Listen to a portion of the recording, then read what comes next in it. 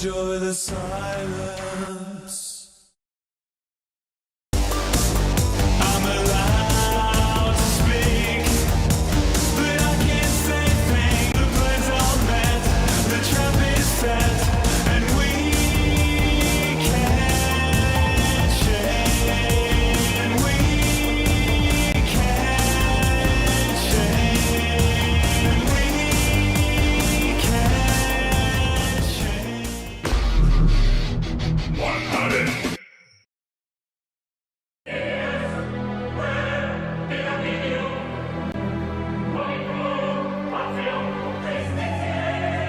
VonAllen Sports. Enjoy the silence. This is Patriots linebacker, Super Bowl 49 champ, Darius Fleming, and you're watching VonAllen Sports. Real and honest NFL analysis. Subscribe now. Join the empire. VonAllen Sports, let's go!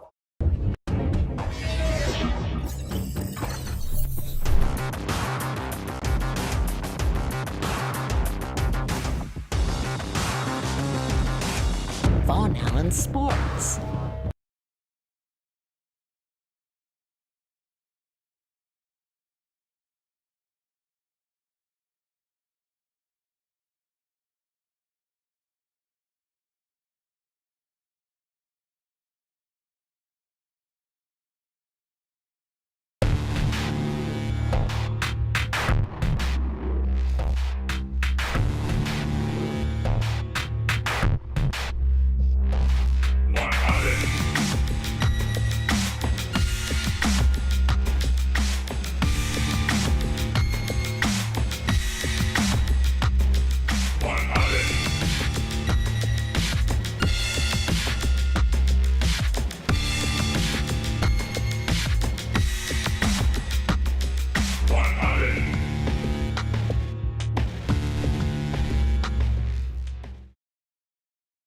Enjoy the silence.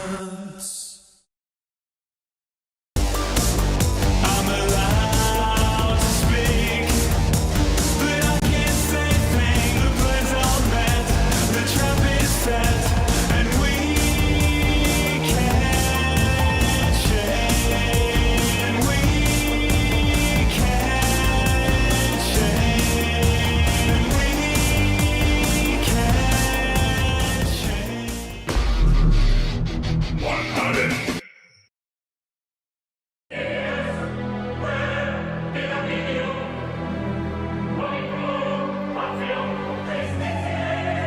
VonAllen Sports. Enjoy the silence. This is Patriots linebacker, Super Bowl 49 champ, Darius Fleming, and you're watching VonAllen Sports. Real and honest NFL analysis. Subscribe now. Join the empire. VonAllen Sports, let's go!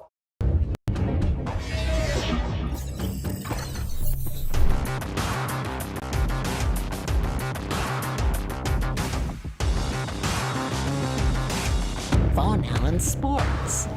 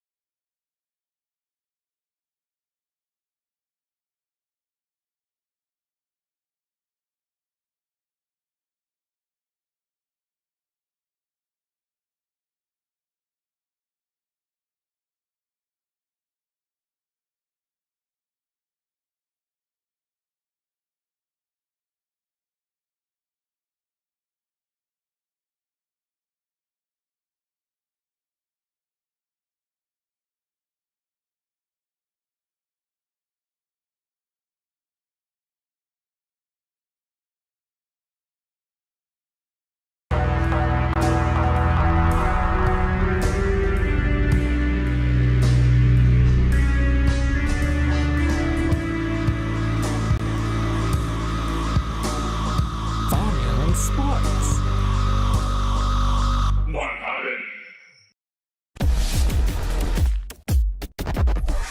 VonAllen Sports.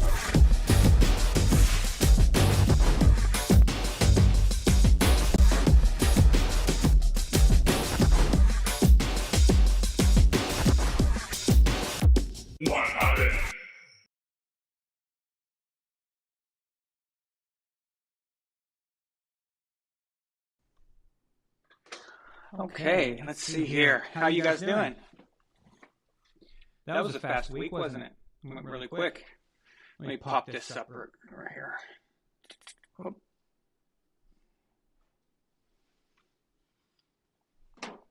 It's weird. How did I get bigger all of a sudden? Nice. Okay. My cat must have moved it. So.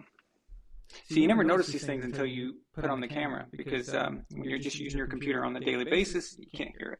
So. Ooh, sorry about that. I accidentally had the both mics on. Apologies.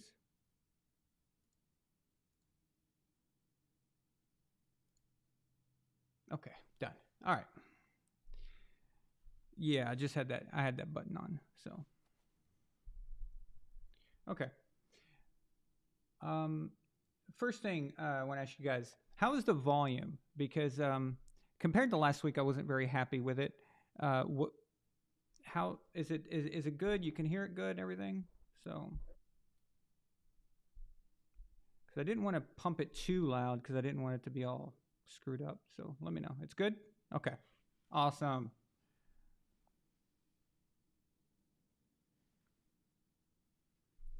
Ace, what's up, man? There's a debate that's going on about Brady versus Rodgers. Like, who's making that debate? I mean, I'm serious. Like where did you see that? Because that's weird.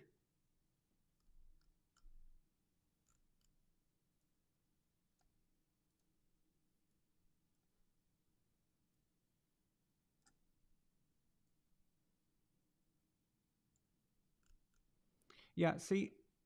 Okay. Well, I'll address that real soon here in a sec. Give me just a second. Just want to let you guys know just how it works, in case you weren't here last week.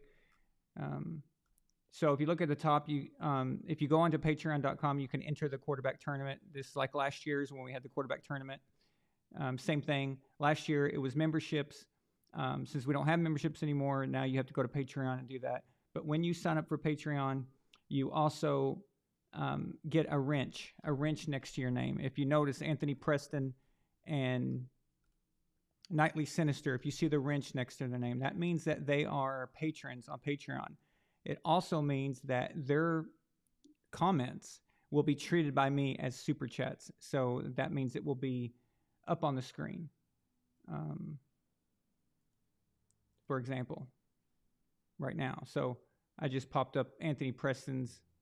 So now before that would have been a super chat. So you would have paid for that. But since you're on Patreon already, I'm going to go ahead and post your comments. Now, I can't post every single one or every little detailed comment that comes through, but I'll try to do my best to get them. And of course, the higher tier you have, the more I'll prioritize it. Just so you feel like you're paying more, you should get naturally get a little more attention there. So.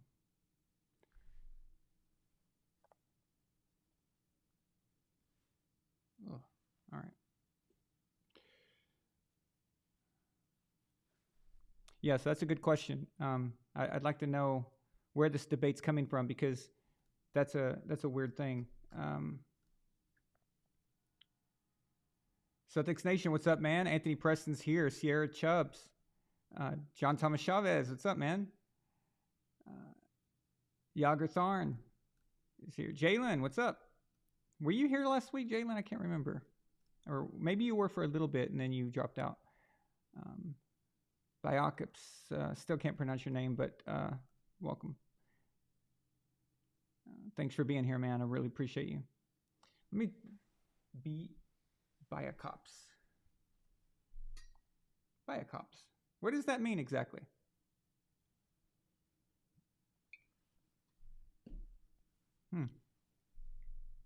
Israel, what's up, man?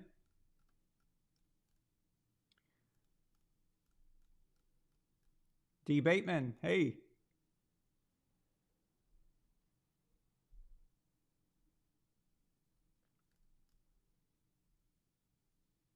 Okay, so just to start off, since this is the question that was asked, because I actually I kind of like this anyway.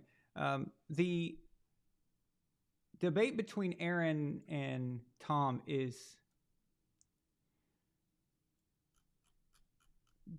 literally pointless. I don't even understand it. And to even say, because,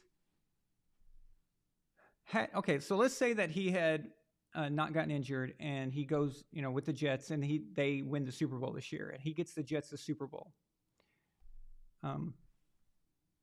Then you have Æron winning the Super Bowl with Green Bay, but never returning to a Super Bowl until he's with the Jets.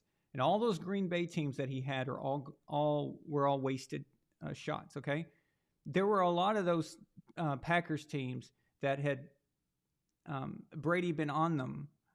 I think that he could have probably gotten them to the Super Bowl at least. I'm not saying he'll win because nobody knows. The Super Bowl is the Super Bowl, But I mean, Brady had a great team in 2007. They still lost. But as far as getting to the Super Bowl, I don't think they lose to Seattle in 2014 if Brady is the quarterback of that Packers team after Russell Wilson throws 5 interceptions. Okay? I don't know. I don't see that happening. Some of that was on Æron that he just couldn't get the first downs at the end in order just to run the clock out, and he kept giving the ball back. Some of it's on Mike McCarthy for being so conservative. But that 2014 team in particular was much better than a lot of the teams he's had over his Packers career. But then you take him to the Jets, and let's say he gets the Super Bowl. Okay, that's awesome. That's gonna catapult him into a whole new level that he never was going to ever break into.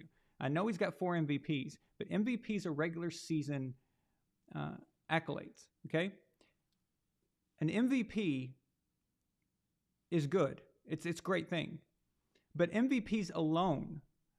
Season MVPs, I'm talking about Super Bowl MVPs, season MVPs alone by themselves is not enough to sway the argument or tilt it. It cannot match Super Bowl MVPs and Super Bowl rings. Okay, it just can't. It just doesn't work. Where the MVPs come into play, where they have weight, is when you're measuring someone's rings against the other guys. That's when you throw it all in there together. Okay, that's the difference.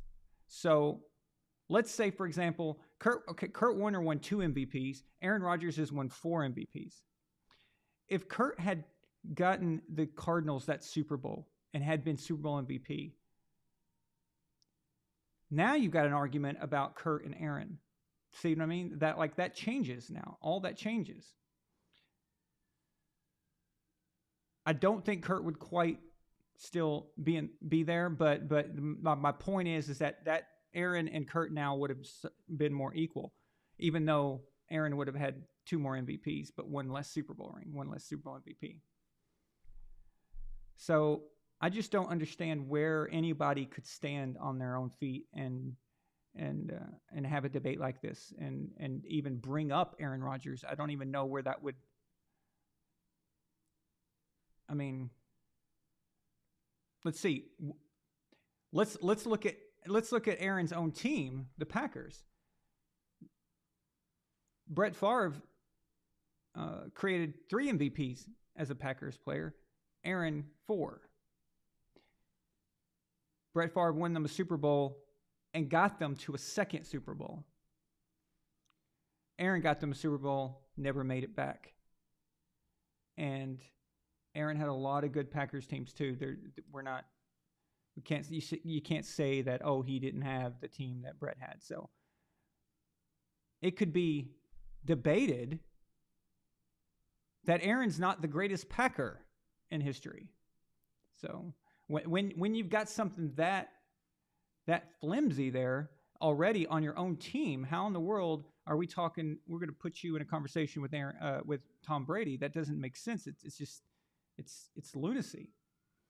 And if 4 MVPs is the weight that people are getting, and that's the only thing I can think of. Okay, this is the only thing I can think of for an argument for Aaron, because you can't defend anything else. So you give him credit for the MVPs, then Peyton Manning is the GOAT, because Peyton's got 5 MVPs and he's got 2 Super Bowls. He's got one more than Aaron, and the same amount of Super Bowl MVPs as well, with 1. So that takes us down a really weird road, doesn't it?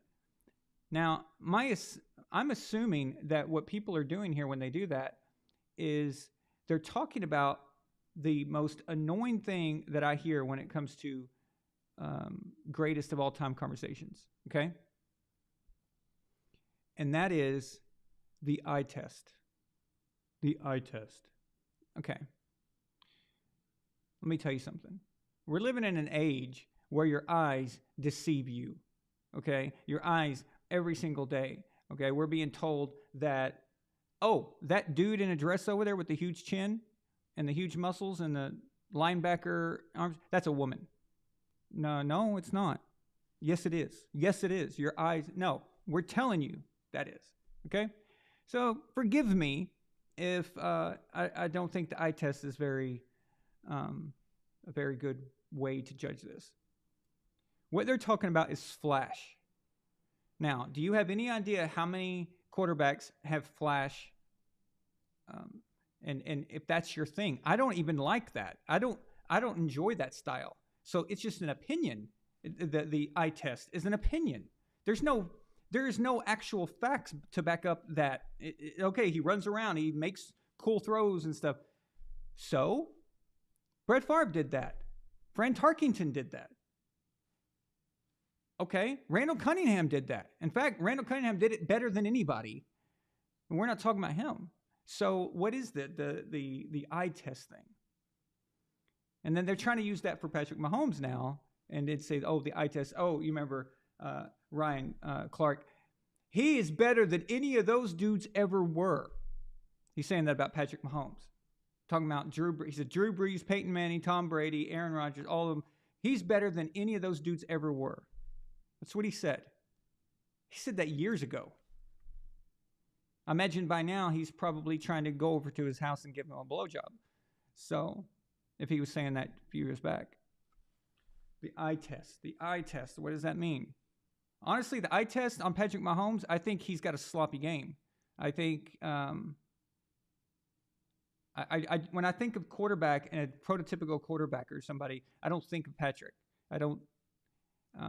Good player. I think he's a squatty version of Brett Favre. When I mean squatty is like he's got this stumpy look to him. You know, he walks like he's got a corn cob stuck up his ass or something. But I just don't look at him and think, oh wow, there's a great great athlete, great. It's just I don't know. He runs around a lot. He goes in. He constantly is limping. I don't know if he's actually always hurt or if he's doing the LeBron thing. I don't. You know, Aaron Rodgers used to do that back then too. But the eye test thing that I hear a lot, and I hear the eye test thing for Patrick and Aaron both, and it's just okay. Aaron at least qualifies in my eyes, you know, for the eye test better than Patrick does. So, don't really know what that means. Nobody has better throwing mechanics than Tom Brady does. Nobody. That's my opinion, okay? But I think if you ask a lot of professional throwers, like baseball pitchers or quarterback coaches and stuff, they would tell you that Tom has the prototypical throwing motion that you want. That's if you want to put up on a screen to show your kids how to throw the ball properly, you put up Tom Brady, and that this has been a known thing for a long time. So eye test, what does that mean exactly? It means your preference. Eye test. So, I've shown in past videos how the eye test is ridiculous because Ben Roethlisberger got a reputation for throwing so far, but yet his deep balls were going the same distance as Tom's, and nobody would talk about Tom's deep balls. It's like, well, why not? Oh, because when Tom throws it, he doesn't even look like he's trying. It's because of the mechanics. Everything he uses his whole body to actually put force behind the ball. So it doesn't look like, it's not impressive. So your own eyes are tricking you, even though you see the yardage and you see it going downfield, just for some reason, you just don't go, oh, wow. Okay. But when Ben backs up and does it, or somebody like that, or Patrick or whatever backs up and does that, and because of their mechanics are not as good. They're not as, it's all upper body strength. It's all just power. Okay. And when they do that, you see a lot of straining, you see a lot of grunting. You can see all of the power that they're putting into it. You can visually see that, and you think, oh, that ball must be farther, and he must be able to throw so far. Okay, whatever. So they don't give Tom credit for being able to throw like a 70-yard deep ball under pressure when you're about to get hit and stuff. So eye test, I don't know. It just depends on what you like, I guess. So I like a good quarterback form. I loved Warren Moon's quarterback form and all that. Eye test told me that Warren Moon was the best thrower, him and Marino, eye test. But Montana was the GOAT, wasn't he? So it's just, I don't know. Maybe I don't even know if that's what they're saying, but I've seen that before. So I'm just wondering if maybe that is the thing that they're going by. Okay. Well, you can get me on a tangent when you're talking about like comparing players and stuff, because I love that topic. Absolutely love that topic.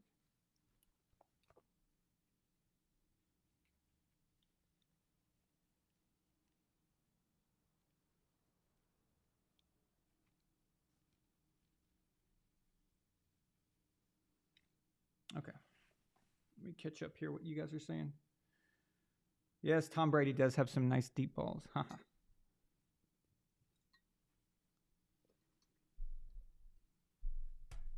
I knew someone was going to catch that. I almost stopped and made a joke when I said that, but I'm like, I'll just push through here. So, oh, it's an old post from like 20. Oh yeah, well that would make sense. Ace says lots of people have Aaron Rodgers top 5. Even Mahomes said Rodgers is better than Montana. Really? He said that?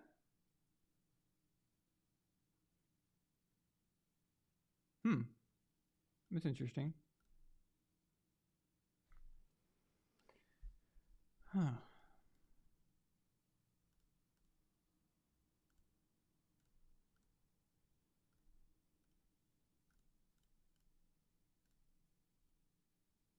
I'm just catching up here, guys.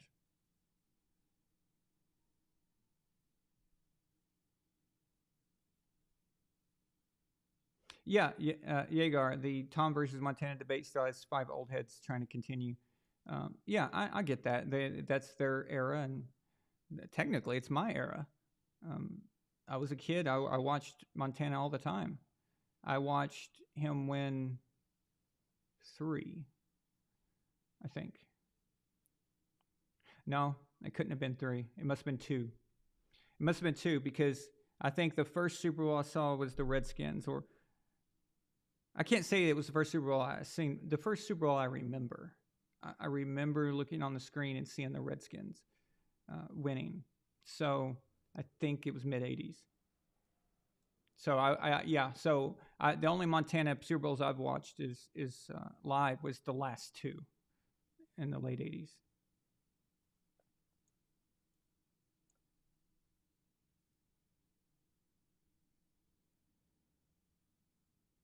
Yeah, satire junk. I agree. It comes down to them wanting to use their, the specification to ignore all the other facts and pick and choose what to use, like an on and off switch. It's well said. Yeah. Israel says he does the LeBron thing. Okay, yeah, exactly. So you should have seen how much he milked the ankle injury last year and how he used it to his glory for that Super Bowl. Just this past June, he literally said that his ankle was fully recovered. Yeah, then that's what I'm saying. I've seen Mahomes. It feels like sometimes he's doing that. I've seen even Rodgers do that a few times. But it does seem like he does the LeBron thing where it's like, oh, I'm hurt. Oh. And that way when he does something, everyone just like falls over themselves. Oh, did you see that with a hurt ankle? It's like, well, his ankle's always hurt. He's always limping. He's always doing something. You know, I really appreciate the quarterbacks who just don't let me know that they're injured. You don't know that they're not trying to put on a show. I remember one game where Brady had just been completely annihilated. He got his ribs caved in. You could see it. And for a second, he forgot he was on the field. He forgot he was on TV, and he was just destroyed, you know, like, oh. And then you could see it just in real time dawn on him. Wait, the opposition sees this. I can't let them know that they got me. And it was Ndamukong Suh that hit him, I think. It was back in he was a Patriot. Tom was a Patriot then. And then he gets up and just like nothing ever happened. And let me tell you something. I've been hitting the ribs plenty of times, and you don't just get over that. But you have to mentally just not show it. And he could have done that. He could have stayed down, made it look like a big deal. He could have milked it. He could have done all those, but that's not him. That's not who he is. You know, there's just guys that don't do that. Kobe Bryant's another one. I remember Kobe Bryant, Lakers versus Suns, and don't quote me on this, but I want to say 07, maybe 08, maybe it was, the playoffs, somewhere around that time. And there was a Phoenix Suns player named Raja Bell, and he came and he was constantly, his entire purpose, I guess, his entire goal was to hit Kobe and to bother Kobe and rough him up. And then at one point, Raja just literally doesn't even try to hide. He just flagrantly just takes his arm around him and just throws him to the ground by his neck. And it was pretty hardcore takedown. It was like, what the hell, dude? What is your problem? And Kobe, everyone's like cheering. It's like, whoa, what's going on and everything. And Kobe just gets up and he just walks it off and he's like, no. Telling everybody, it's nothing. That is the type of guy that he is. That's the type of guy Tom is. They just don't let you know. They don't give the enemy the benefit of the doubt. And they certainly don't care about the commentators and a bunch of fanboys on the internet going, oh, look how miraculous it was. So, yeah. So that whole limping thing, it's called the LeBron thing. There's a guy in tennis that used to do that named Pete Sampras. He did the LeBron thing. Justin Chetlett, what's up, man? Justin Chetlett sends a super chat. He says, it's also a fact Tom Brady is a prototypical thrower. It's exactly who you want to throw like.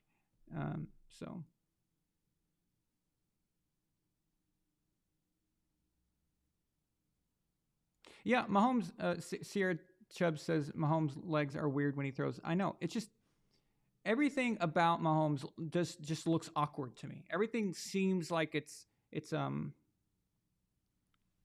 just not quite right. You know, I mean, it works. It has nothing to do with the results. I'm not criticizing the results. I'm just saying as far as when I watch him and I see the eye test, whatever. It's just something is weird there, right? But it gets it done. What I would like to know, yes, Mahomes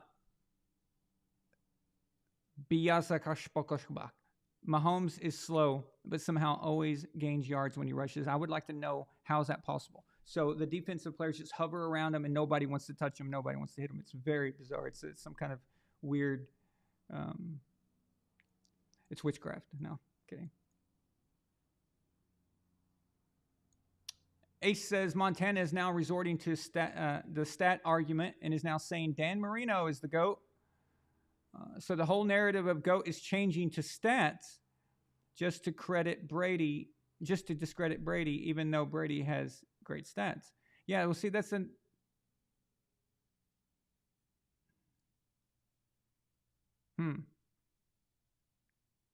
Well, that wouldn't work either. Okay, so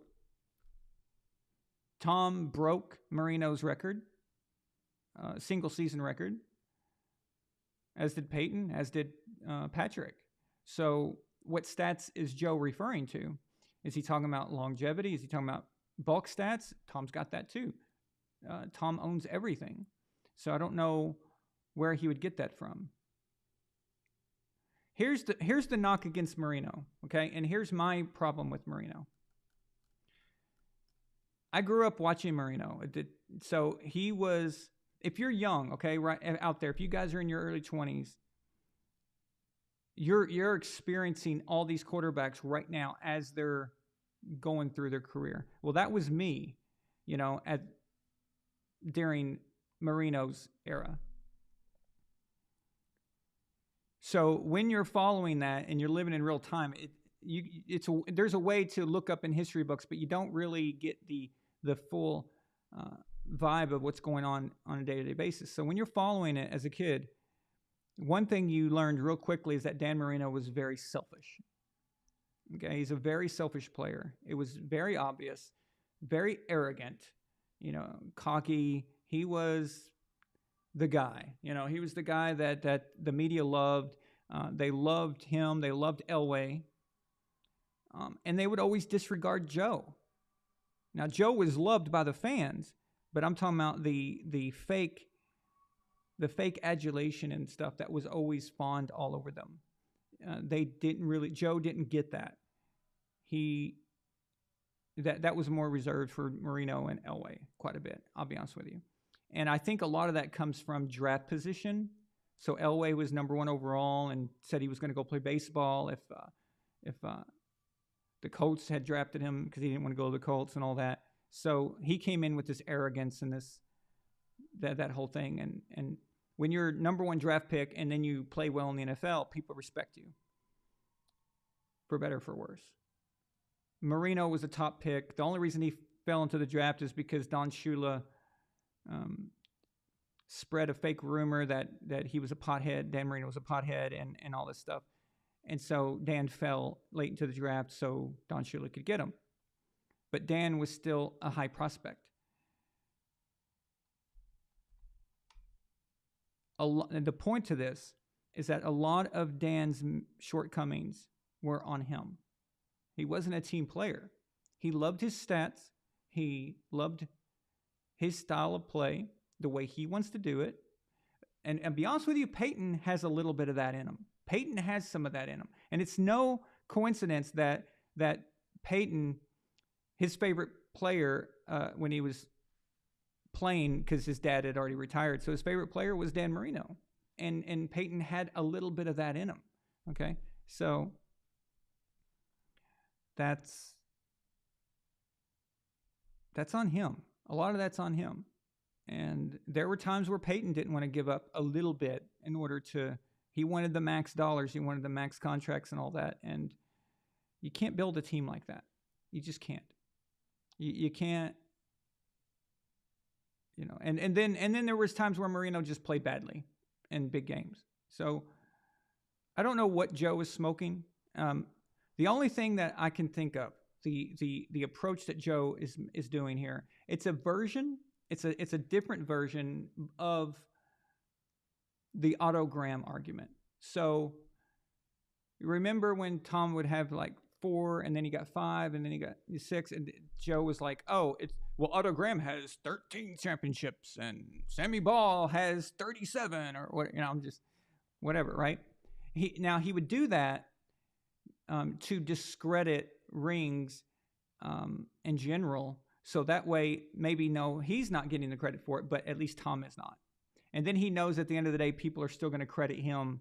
So it's like a weird psychology thing. Now he's doing the whole, I'm going to support Dan. He has no rings. And again, that pushes the argument away from Tom, and that's got to be what he's doing. So it's bad enough that Marino never won a Super Bowl. It's even worse that he's only played in one. Okay, that's just unbelievable.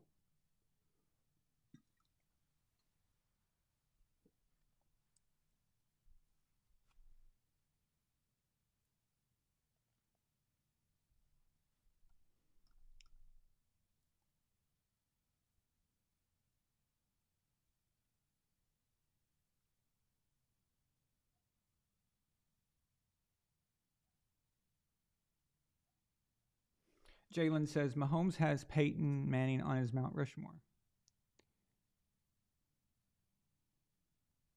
I wouldn't freak out about that. Nightwalker, what's up, man? Welcome.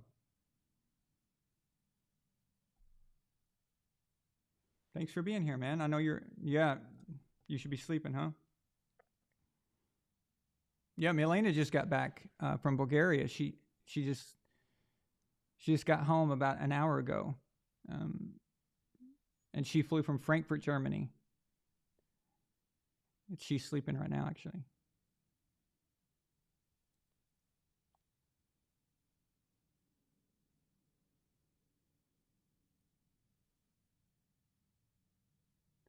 Oh, Biocops, you're Biden blah blah blah blah blah. That's the same. That's you. Okay, gotcha. Yeah, because it's easy to say Biden blah blah blah blah.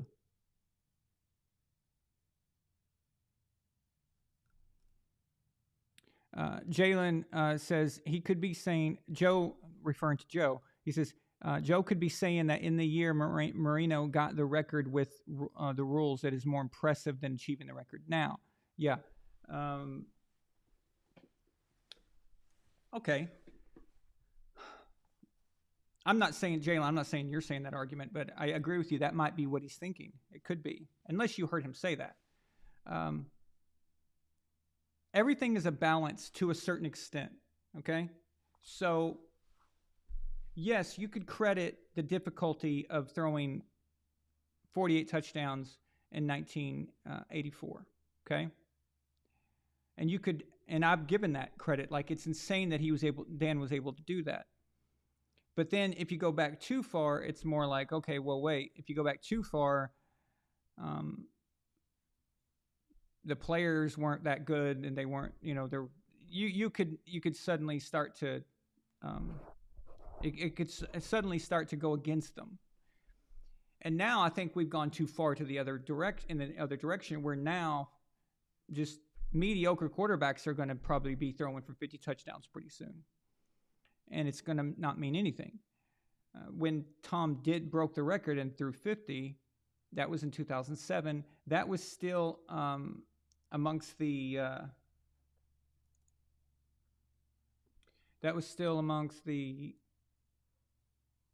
headhunting era had still been, it's still been going. Okay, they were trying to crack down on it a bit, but it was still there. It was still happening, and guys going up the middle were still getting lit up and all this stuff. So I don't know if it's such a big difference compared to the difference between now and then. So a lot has changed from 2007 to 2023. A lot has changed, like massively.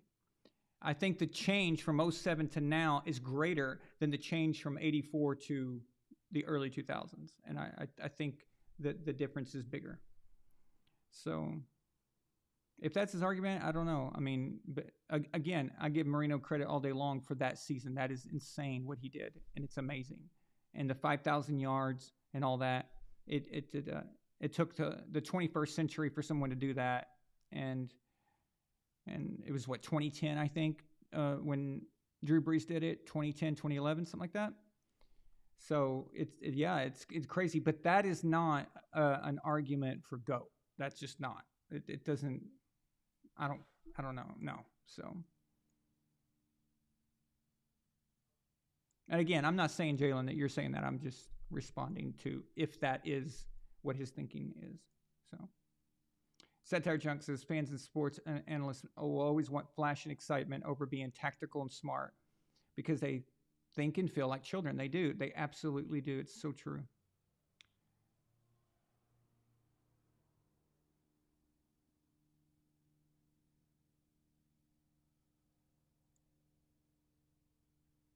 Biden blah, blah, blah, blah, says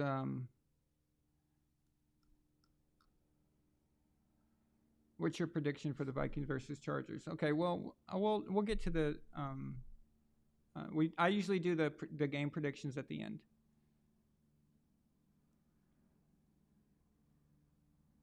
But thank you for commenting that.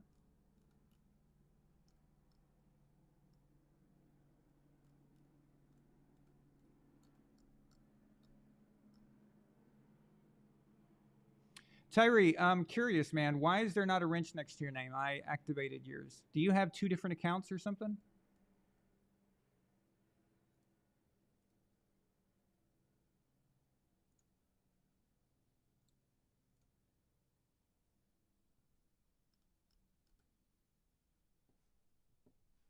Give me just a second.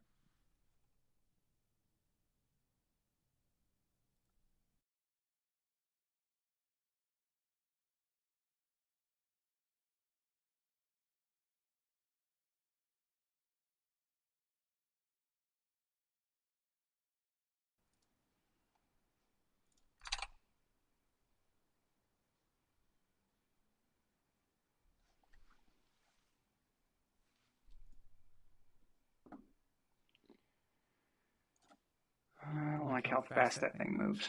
It's annoying. All right. They took away the ability to slow it down for some reason. Maybe it was a mistake on their part.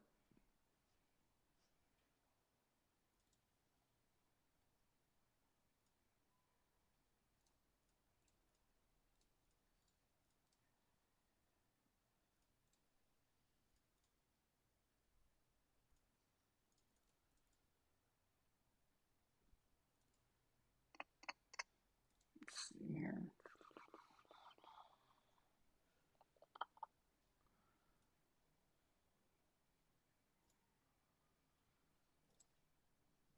Okay.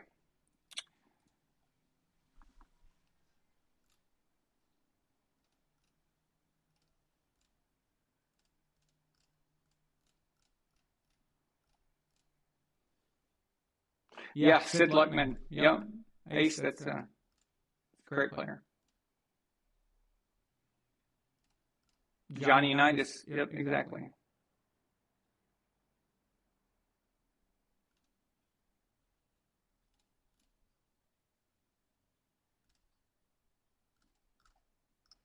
Yeah, in the NBA, yeah, everybody's just averaging, 30 points a game. It just doesn't mean anything. See, back in not even, well, I guess it's about 15 years ago, going to the basket was still like there was a hesitation. You could get fucked up, Of course, it was way worse in the 80s, though, late 80s for basketball.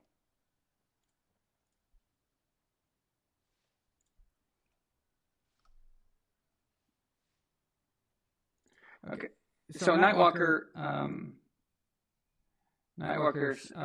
makes a interesting point here. So he says, what about the level of defensive backs nowadays? Must be way more difficult to throw nowadays. Well,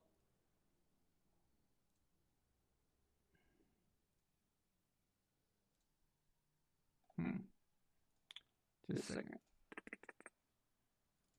Oh, I found it. Oh, it was okay. It's a little slider, a little turtle slider. There we go. Okay, cool. Got it. All right, so Nightwalker says, what about the level of DBs nowadays? Must be way more difficult to throw nowadays. No. So that's what I meant when I say we've gone too far to the other side. So now the rules are so designed so badly right now The Chiefs just won a Super Bowl off of a guy literally touching another guy, just touching him, just touched him, just touched him. Okay, a Super Bowl was won off of that. A Super Bowl. Yeah, it's the defensive backs are better, or they get better over time, obviously, and with new schemes and things like that. But the problem is that traditionally the NFL would always try to balance new rule changes with the acceleration of physical strength, the physical ability, the speed, all the players getting bigger, faster, stronger, blah, blah, blah, right? So as that evolves, you have to pull down the rules, okay? Or you have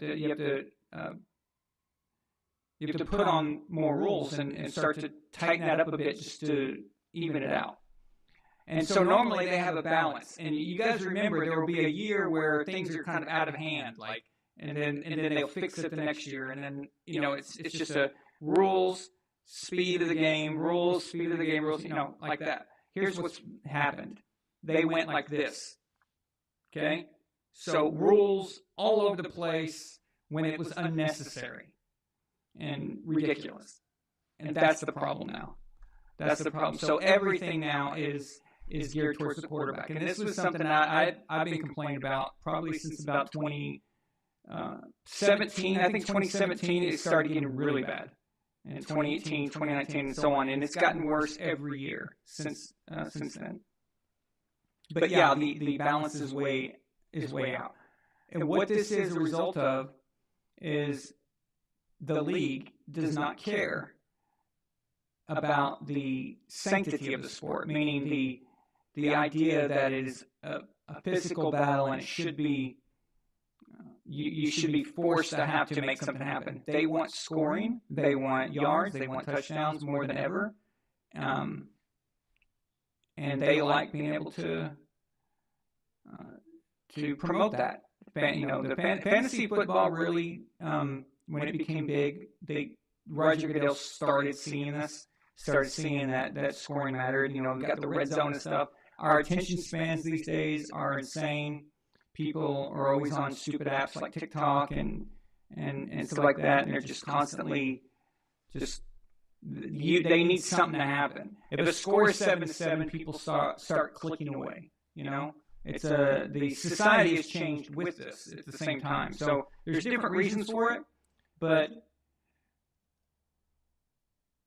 the DBs are good, but they're not good enough to change this, and they're not good enough to combat it. That's the problem. The balance, it's too much. I think the rules are probably rules that should be the rules probably in 20 years from now, okay? Maybe 15 years from now, that they're implementing rules on these guys, and they've not caught up completely to be able to overcome this. They don't mind, the NFL does not mind that this is starting to become flag football, or to a certain extent, I don't think they even care, as long as it makes money. And people complain that they want old school football, but the numbers say otherwise. So it's a difficult thing. But I think we went too far in the other direction. So now even how great of athletes these defensive backs are, they really ain't got much to work with. So it's why when you see a guy getting 6 interceptions in a year, we're all celebrating it. Oh my God, look at him, he's amazing. He should be Defensive Player of the Year. He's got 6 interceptions. It's a miracle, okay? So, and again, I've said this before, another thing that is hurting it, it's not a... Fuck! Why is this...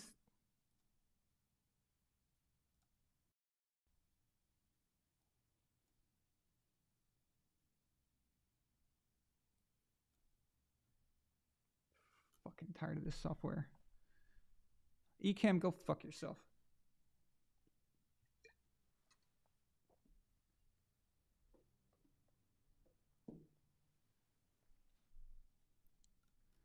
Well, sorry about the echo, and I hope at least you heard it or you could understand what I was saying. So, no, when you switch from in this stupid software, when you switch from a different video, it reset the mic settings, so it pulled in a second microphone that I didn't want to use, just automatically. So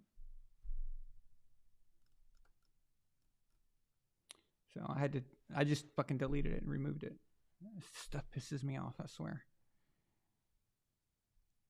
If I make if I click a button in a setting and turn it off, that means I want it off. It doesn't mean when I go click out of the video and then come back that I want it to turn back on all of a sudden. Like, what fucking moron thought that was a good idea? No, it should remain where I left it. So.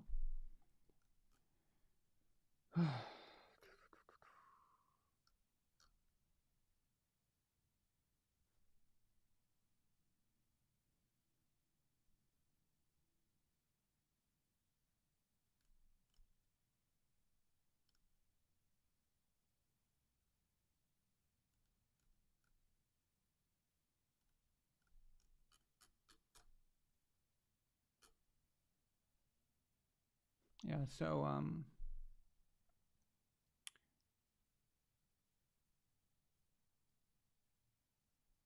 a lot of defensive backs now, Nightwalker, a lot of them are coming from a soft era. So this is a actual this is a social phenomenon that's happening. People don't want to hit each other. People don't want to be aggressive. Nobody wants to be the man. They just care about their brand, but nobody wants to be the actual guy. These guys don't want to go out there and be the next Rodney Harrison or go out there and just be that guy that lights up people, or Sean Taylor or something like that. They don't really have that killer instinct anymore. We're constantly seeing players kiss each other's asses before games. I think they're making out before the game and all this stuff. It's like, what are you doing? You know, I've complained about this for years, and I know it's just, I've said this before, but again, it's still a problem. And all this just kiss assy stuff, there's no killer instinct. There's no like, I'm going to just destroy this guy. And so even if the rules were, I don't even know if these guys would even want that anyway. I really don't. I question it, you know, so I don't know if it'd even make a difference, but just everything is soft. And I truly believe, okay, and I told you this before, you will please write it down, okay, because when it becomes true, when I'm right, I want you to remember it and clip it for me, send it to me, and I'll give you full credit for doing that, for remembering it. The NFL wants a female in the league. They want women in the league. That's what they want. Okay? The NFL is essentially a corporation now with a political agenda. So they have both. They think that the political agenda will help the bottom line. And so they try to go with that. But a lot of them, like Roger Goodell, for example, him specifically, but several others, they have a political ideology that they believe in and that they want to push. And there are all kinds of reasons for that. But they want women in this sport. And the more that they can lighten things and make it less dangerous, they'll be able to make this happen. Now, it'll begin with certain positions like kicker. Okay, that's what it'll punter, you know, things like that. It'll start, you know, very slow, but it will happen. It's coming. That's what they want. That is exactly what they want to do. And you probably think, oh, that's bullshit. They're never going to do that. Yes, they do want that. And it will happen. It will happen. I think you will have a biological female in the NFL in some position in the league by 2030. I think it will happen. Within the next 7 years, they will attempt this. I'm not saying how far she's going to get. She may just go to training camp, okay? And they put her in training camp or something and then cut her, okay? They may do that. But I'm saying that a biological female will be signed as a player to an NFL team by 2030. It is coming. It's going to happen. So.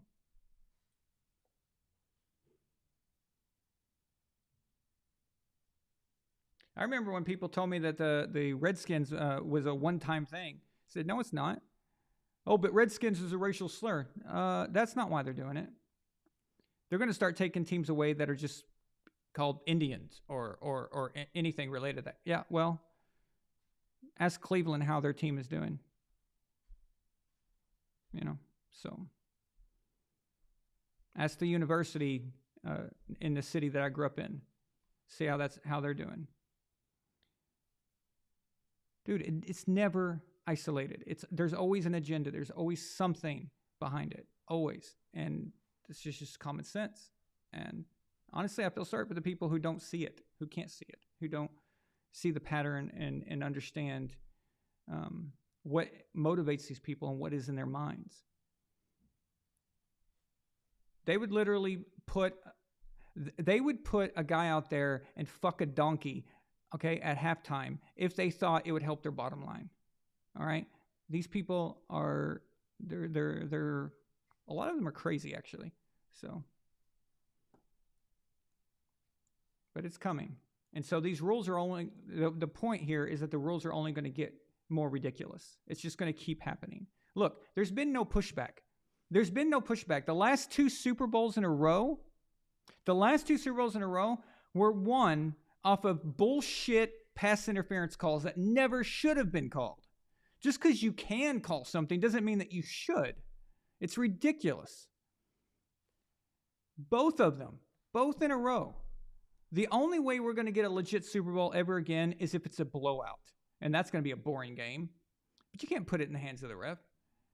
I will never fully trust a Super Bowl ever again until we have some kind of athletic commission that employs these referees, like boxing and UFC. It's not a guarantee. You can corrupt anything, but it's much better than the NFL owning every single one of their referees, and much better than when a coach or a player can't go on a press conference and say, hey, this referee's a fucking idiot. This referee, there's something wrong with this guy. What's going on with him? They can't point that out without getting fined. What kind of system do you think this is that you think that's okay? No. And, you know, I think the result of this, I think COVID had a lot to do with it. I think COVID showed them that they can really do whatever they want, and it doesn't matter.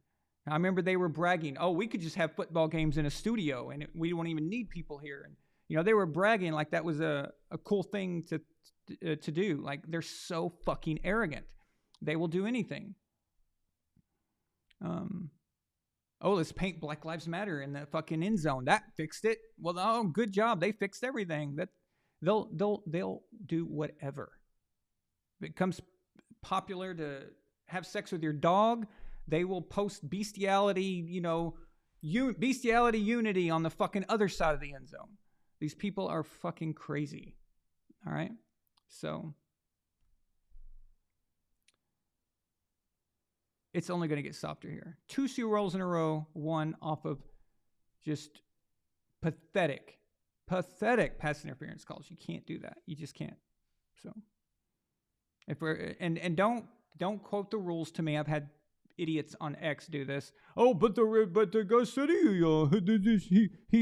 he did the pass interference. He said he touched him. Okay, you know what? There's holding on every fucking play. Okay, so you could do that. Let's just throw flags all day, all day long. And if we're talking about the rules, if you want to throw the rule book at me, okay? The entire game, those referees in the Chiefs Eagles Super Bowl, the entire game, they never ever threw a flag for something like that. And then all of a sudden they did. In the very moment that the Chiefs needed it. Otherwise, they were going to have to kick a field goal, and the Eagles were going to have 2 minutes left.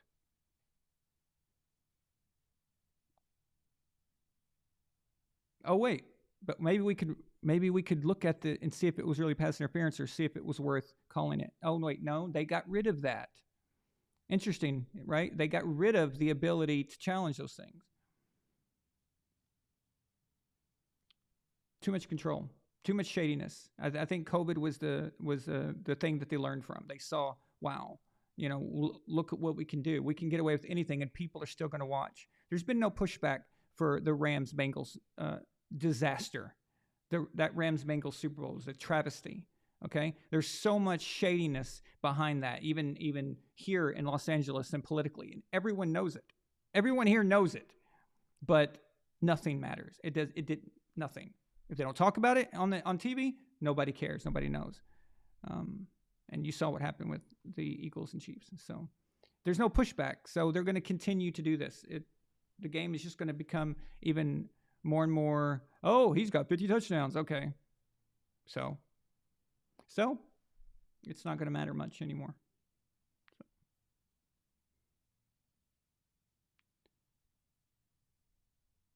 Not sure if Roger Goodell is the only one behind it, but I really think that he may have destroyed this sport. I think he may have.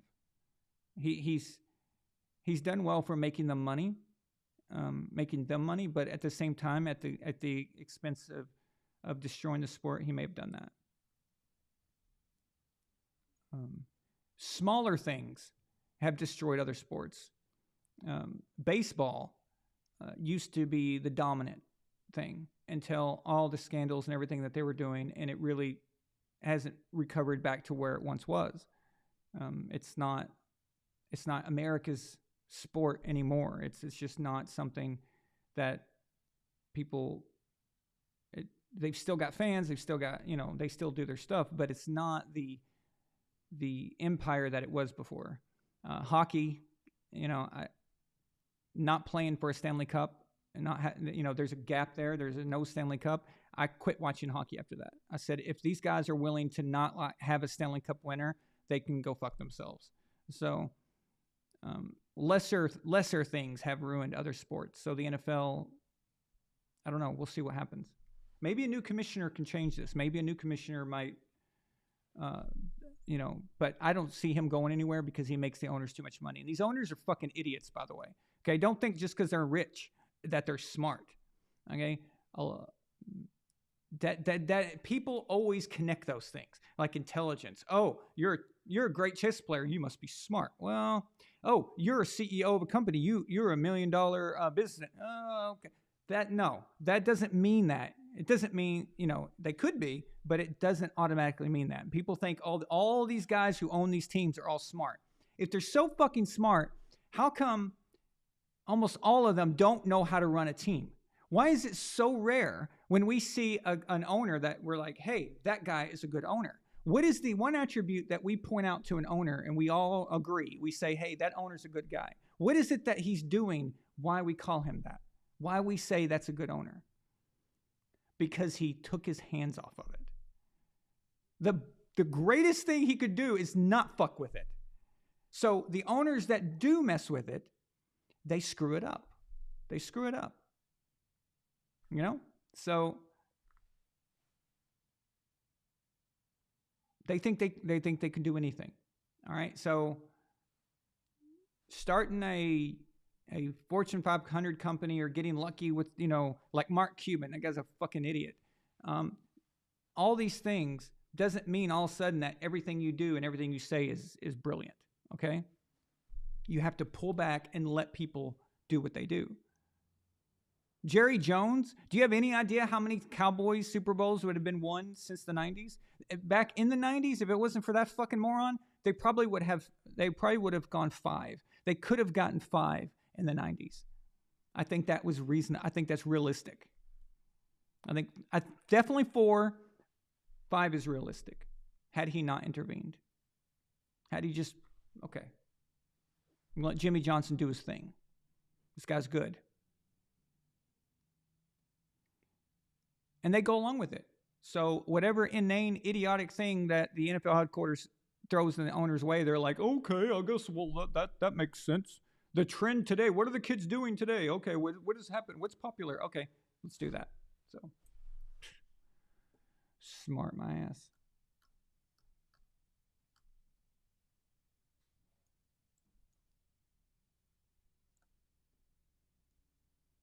Fucking Dan Snyder. How long did he own the Redskins for? How much money did he spend against the cap? He was always like in the upper echelon of the cap spenders, but yet his teams always sucked. Yeah, Austin jersey swaps. I hate that shit. I'm getting sick of it.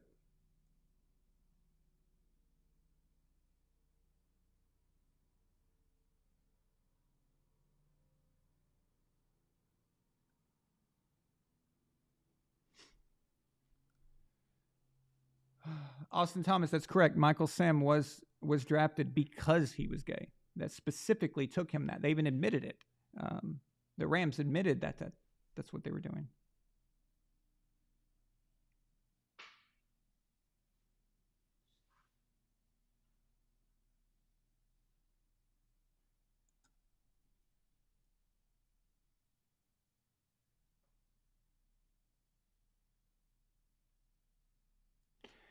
Jaeger Thorn. So you're asking me if Super Bowl 55 was the most recent legit Super Bowl? Well, it was a blowout. There was really no referee. There was no ability for a ref to really dictate that game.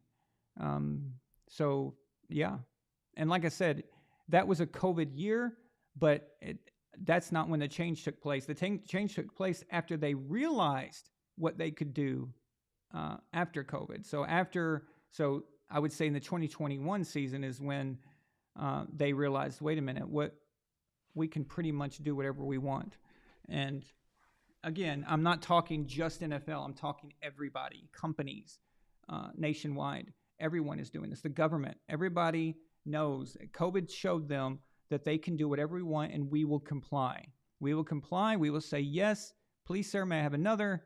We will say, okay, well, if it's okay, and we'll go along with it. We'll keep watching. We'll keep doing all these things, and no one's going to speak up. And like I said, the owners, the coaches, the players cannot talk against the refs. They can't, or they're fined. How do you think that's going to work? I mean, you got the UFC, for example. You got Dana White, okay, who runs the UFC. You've got the fighters themselves. When a ref is an idiot, they call him out. I've watched Joe Rogan call out a referee in the ring when the guy was still there for being an idiot. And you put this pressure. There's this public pressure on these refs to get it right. There is no pressure for an NFL referee to get anything right. He doesn't have to, because no one calls them out. And that means that we don't know their names. We don't know them. We don't even care who they are. And we'll never, because they're not being put under the spotlight. The reason you know the refs in boxing and you know the refs in the UFC is because they're under a spotlight. They show them to us. They point them out when they screw up. We know who the good ones are, and we know who the ones that are shady are and a little weird. Okay? But in the NFL, they're just blank faces that are changing the entire outcome of a Super Bowl. I couldn't even tell you the name of the guy who threw that flag. Don't even know. So, but the entire thing has been changed completely from these guys, these unknown people. So we really do need, I think, all of our sports. It's not just football I'm talking about. I'm talking all of it. Basketball, baseball, hockey. I think the referees should be an athletic association. I think that they should be separate. They should not be able to be employed by the actual league itself. That makes no fucking sense. Okay? It's even more egregious now that gambling has become a thing now. So it's more or less legal now to do it anywhere. There's a few states that you're not supposed to be, but we've got teams in Vegas. So we've got a hockey team in Vegas. We've got a football team in Vegas. We've got all the gambling. The teams are partnering with DraftKings and all that stuff. So now, don't you think that we need an athletic association for the refs? Don't you think that? I mean, maybe before there wasn't as much gambling, so maybe it was okay, and that's probably why it worked. But now, don't you think that things have changed? So, yeah, this isn't crazy shit I'm asking here. It's very, very basic. But when you can't criticize the referees, they're untouchable, and they have all the power. So you have to blow out a team. You have to absolutely destroy a team if you really don't want it to be. And I'm not saying that they fool with the games all the time, okay? But those big games, you have to blow out that team if you really want to not get fucked with. So.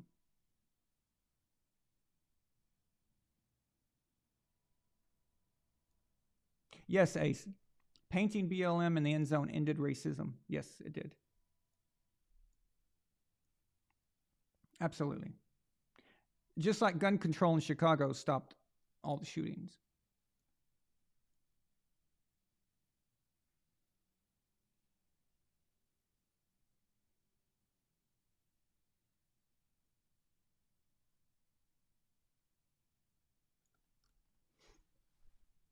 Minuteman, what's up?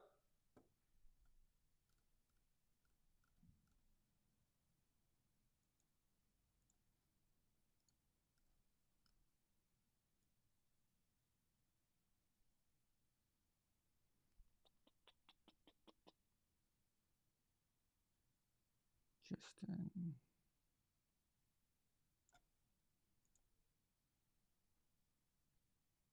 Hey, Justin. Justin, since Super Chat says, I have an important question. Where do I buy VonAllen merchandise? So, right now I don't have a store created yet. I had this stuff custom made just to see if you guys were interested, and and then I would open up a store for that. So if you're really interested, tell me what you like what want a hat or a jacket or a shirt or whatever, and I'll get some made up. Okay. So thank you for asking. I appreciate that.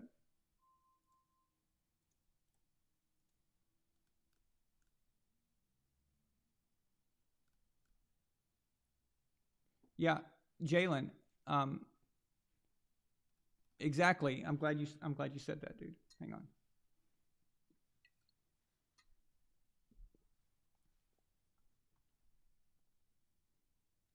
So Jalen says, when they could challenge pass interference, the refs said that, oh, we're right, so it held no point, and they never changed the call. Exactly. That's exactly right. And the reason they did that is because they basically, the change was, strangely enough, was a pushback from the fans and some people on different teams, like general managers and a few coaches. So they went ahead and tried it out. And they thought, well, you know what? Just don't ever turn over a call, and then at the end of the year we can just say, see, it was pointless, so we're just going to take it back, and nobody will be the wiser, nobody will care, and nobody will notice. And that's exactly what they did. So, not being able to challenge judgment calls is the ultimate control over the game. And this is where me and that one guy I debated, Pat Truthner, this is where me and him fell off. The very beginning of the debate, I pointed out, I said, dude, I think we both agree that the NFL is capable of doing that, and a ref is capable of doing something shady, and I'm sure it's happened before. Let's not be naive here, okay? But the whole reason I was debating him was not because he said that those things were possible, because I agree with that. It was because he was saying that the coaches and the players are involved, and the players are like, it's all like the player knows what play to do and go down, all this stuff and everything, and that's complete nonsense. Okay, it's absolute nonsense. The players are not doing that. The coaches are not doing that. There's no movement of the ball during a field goal. That's just absolutely retarded. The coaches aren't living in at their office, all right, for most of the year and for a game that's already scripted and for a show they wouldn't have to do that. They wouldn't live there all the time. The players, anyway, it's just dumb to even try to have to dispute it. But that's where we differed, is I just thought he was just going way too far with it. But I never said that that wasn't the case. I even, in that debate, I brought up the Cincinnati Rams Super Bowl, but he didn't seem to care, I guess, or notice that. But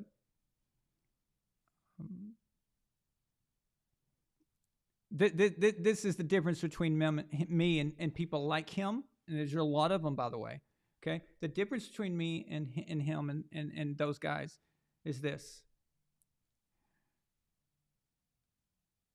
I believe that the JFK story of a lone gunman and Lee Harvey Oswald just did it on his own, blah, blah, blah. I think that's bullshit. Okay? All right. That means that I believe in that conspiracy theory. The problem with him and people like him is that not only does he believe it's bullshit like me, but he also thinks the earth is flat. Okay? There's the problem. So that's the fall off there. So we both agree that it's possible that sports can be rigged. Of course they can be rigged. Of course they can. But the fall off between me and him is I'm saying it's at the NFL level, where the refs have control. He thinks it's the whole thing is a coordinated show, like a Broadway play. And that is just absolutely ludicrous. It's just idiotic. So that's the difference.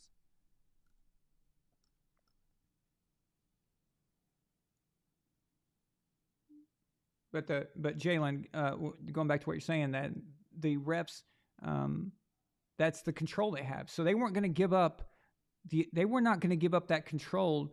If they could challenge pass interference, or if pass interference was reviewable, the Chiefs-Eagles Super Bowl would have lasted longer. The Chiefs would have kicked the ball, the Eagles would have got the ball back, and who knows what happens.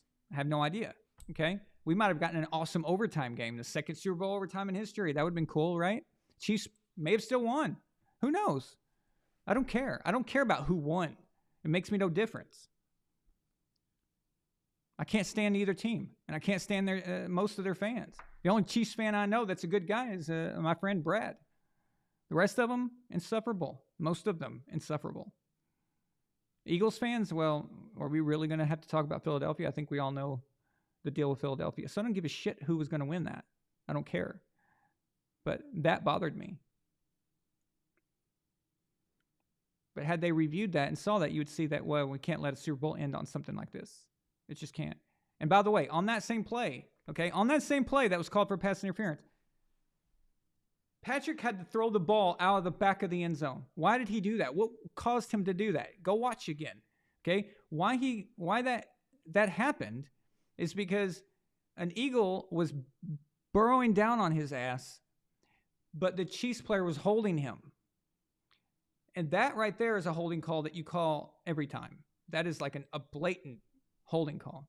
And nothing was called. They didn't see it. They didn't see the actual thing that caused the trigger that caused Patrick to have to throw a bad throw out of the back of the end zone like that. They missed that. But they saw this ticky-tack little, yeah, okay, cool. Of course somebody saw that. They saw the holding. Somebody saw that. Of course they did. You throw the flag then, it would have canceled them out. And then it would have given the Chiefs another third down, and then we see what happens. Maybe they get a first down in that shit. Maybe they get a touchdown really in that shit. And maybe they have to kick a field goal and we go in overtime anyway. So who knows? You let the players decide. Now, if they were calling ticky-tack shit the whole game like that, then I'll say, okay, well, fine, you kind of knew what you were doing. But the Eagles player knew he could do that. He knew he could touch them. He knew he could do that because the whole game they were allowing it. The whole fucking game, they were letting the Eagles do that, and they were letting the Chiefs do that to the Eagles players. It was the same thing. It was the whole game they were doing that. So this guy's like, okay, this is the game we're playing. No, it was a trick. It was a trick to let them. So when it came time, the refs could fucking intervene. Anyway, this is getting me pissed off. Listen, this sport is my sport. I love it. I've loved football my whole life. It angers me that it's being watered down so badly in every way. In every way, it's being watered down. It just really pisses me off.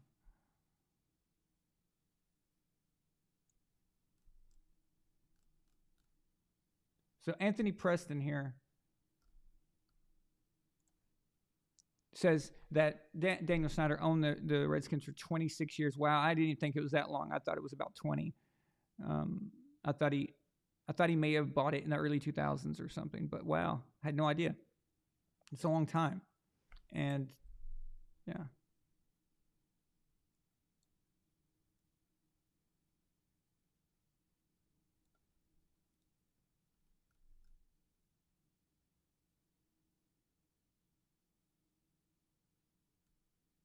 Jaeger, I agree. I agree. Most of the time, it's incompetence. Absolutely agree. It's incompetence. Okay. And again, that comes from no accountability. If you're held accountable, if the coaches can call you by name and say to everybody that you're an idiot, okay, look at this guy. Look what he does. He doesn't even know the rules of the game.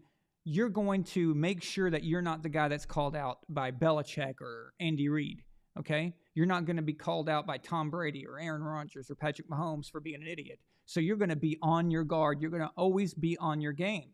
No ref would want to be called out like that. But when you can't scrutinize them, when you can't criticize them, well, it doesn't matter if you're incompetent, does it? In fact, your incompetence may make you a good candidate for if they want to do something shady. If they, so, and like I said, it's not possible to always do this. You can't always do it. It would be too obvious. There'd be too many people involved, too much. You can't always do that. You have to pick your spots. That's the truth. Okay. So when you watch tomorrow, nothing weird is going on. Okay. Like if you see that, it's just stupidity usually, or incompetence, like Jaeger is saying. But when it matters most, you have to look at that situation. It doesn't mean they always do that. But in this situation, in that flag, if that was incompetence, the head ref would have overruled it and said, oh, come on, dude. Look. If he looked at it, he said, we can't end a Super Bowl like this, he would have picked up the flag. It's in his power to do that. We've seen them do that. So he could have done that. Even so, if it was incompetence, he could have overruled them. He didn't. So they let that one. That one was coordinated. So the last two Super Bowl winners were chosen, I think. And had the Eagles just blown the Chiefs out, it wouldn't have been a problem. So.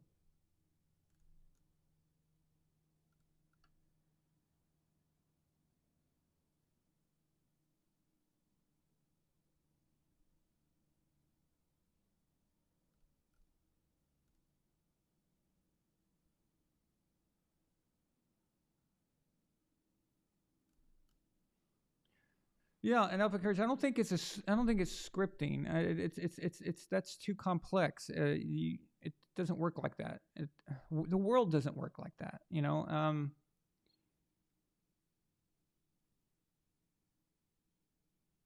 me give you an example.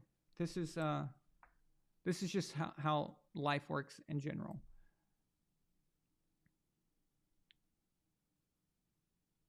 There was a king named Henry II, and he had a best friend, a guy named Thomas Becket.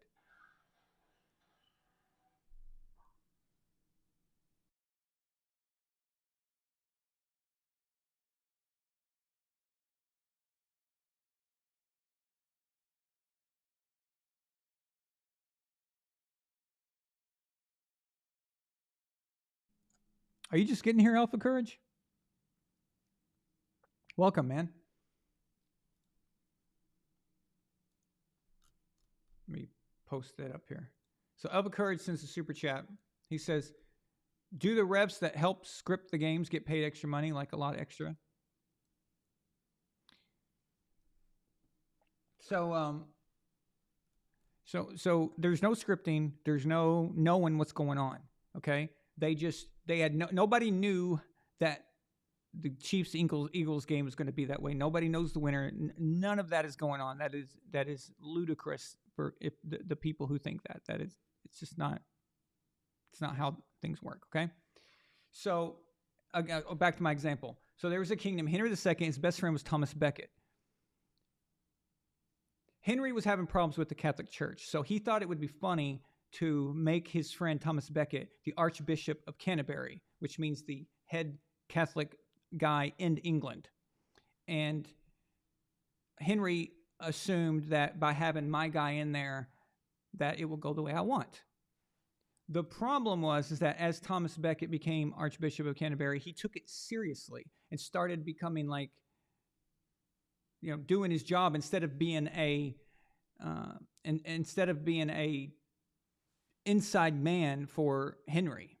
So Henry's like, oh, so I'm still in the same position, but now my friend has betrayed me, is how he sees it, right? So one night he's drunk with a bunch of knights and his friends and stuff, and he's just pissed off. And he says, oh man, would somebody just rid me of this troublesome priest? Okay. It's not what he meant. I mean, he didn't seriously want that. But those three drunk knights were like listening. And they're like, okay, I got you. And they went and they murdered Thomas Becket. And the murder of Thomas Becket really hurt Henry. It bothered him because he really didn't want his friend dead. He was just pissed off and he was drunk. But those knights got the message. A recent incident was that Joe Biden did not give RFK Jr., Robert Kennedy Jr., who's running for president, against Joe Biden for the Democrat ticket. Joe Biden declined him Secret Service protection. And that's the first time that's ever happened, by the way. That's a signal. That's a sign. That's a sign that says the current administration prefers that Robert F. Kennedy is not protected. That we prefer this. Okay, so some idiot can take that to mean that, oh, okay, this is the agenda. This is the deal. This is what this is about. So Joe Biden never had to say anything. Nobody on the Democrat side had to say anything. But the message was clear. RFK is a problem. A big problem. And just last week, someone showed up with two guns and tried to pretend to be amongst his security. The guy tried to go there to assassinate him. You don't have to tell people directly. There's normally not some conversation in a dark room with cigarette smoke and everyone's like, okay, so here's what we do. Blah, blah, blah. No, okay? It doesn't work like that. Okay? Somebody somehow got the word out that the Chiefs needed to win this game. Who knows who did that? Who knows? It may not have been the NFL. It may have been an owner. It may have been somebody else. Someone that we can't even imagine. But I'm just saying how this can happen. So there's no, oh, we're going to script this, or we're going to do this, or we're going to do that. Okay? All it would take is maybe Roger Goodell saying something within earshot of the referees. He could say something. Not to them, just within earshot of the referees. Saying, talking to another guy saying, oh, yeah, it'd be really, really good for football. It'd be amazing story if Patrick Mahomes got his second ring. Or something like that. Not even as direct. Something just, and the refs are within earshot and they get it. Okay, we know. And guess what? They find themselves for the next 5 years in the upper echelon of the referee ranks. And all of a sudden their life is a little better. There's no paper trail. There's no payoff. It's just, you get it. You understand how the game is played. You know. You just know. Okay? That's how the world works. All right. I've been a Freemason for years, and I'm telling you that that's how things work. Nobody says one thing to another person directly. It's not like that. That's why you never have proof. It's why you never have evidence of anybody saying something. Okay. People say, oh, Joe Biden's not corrupt. Where's your proof? Are you fucking kidding me? What they want as proof is they want to get a recording. They want a recording of him saying, hello, this is Joe Biden. My social security number is blah, blah, blah, blah, blah. I live at this rate. I was a senator, a vice president. Now I'm president. And I want you to give my son, Hunter Biden, millions of dollars for influence and access to the presidency. That's what qualifies as proof for them. Nothing else will. That's not the way the world works. Okay? It's just not. Joe Biden signaled to the world that he was open for business when he gave a speech years ago. He gave this speech years ago about how poor he was and complaining in an actual official speech, complaining about how poor he was and how he was just a lowly civil servant and that they don't make enough. That right there, that is a calling card to everyone else that this guy's open for business. So you never say that. You never actually approach anyone. You just send out a filler. Okay? Or you go and you take a weird, creepy picture with your son Hunter where you're kissing each other and stuff, and it's just weird, right? Well, that's a business card. It means that if you do business with my son Hunter, it's me you're doing business with. That's a business card that says, that's me. Okay? This is how the world works. Even the JFK assassination, same thing. There's nobody who actually said the words, probably. Most likely. It's just a thing that you know to do. It's something you know. It's something that everyone gets the message. So any kind of weird conspiracy going on in the NFL or any kind of rigging or something, there is no script. There is no someone saying to somebody else. It just doesn't work like that. It's not the way it is. And people always expect it. And they're always wanting this and thinking that there's some kind of thing there. It's like the JFK documents. What do you think is going to be in those files? What do you think? There's going to be a document somewhere that says, hey, we did this. Hey, we assassinated the president. No. Do you think anything like that would exist? And if it did, if someone was dumb enough to keep a record of that, it's gone. It's gone forever. So that's how it works.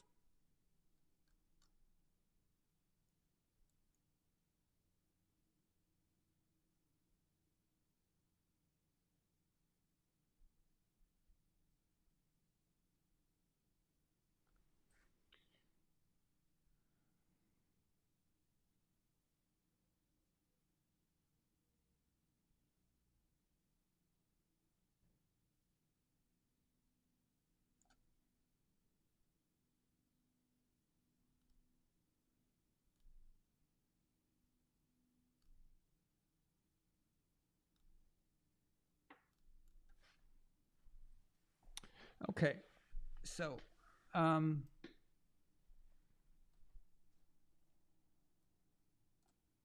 take a look here.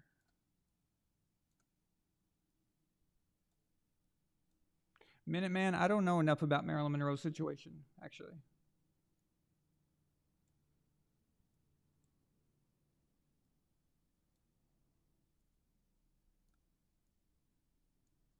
But one of the most corrupt periods in American history, other than right now, which is the most corrupt. This is the most corrupt our country has ever been, ever.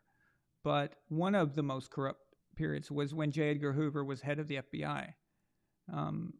A lot took place during this time. Him and then working with the CIA. During this time, look at everyone who was assassinated. So JFK, RFK, Martin Luther King, Malcolm X was murdered. And then you've got like Marilyn Monroe, and other, a lot of weird, I'm sure there's plenty that I'm not mentioning here, but so it was a weird era for sure. And then you had the Vietnam War and all that shit going on. So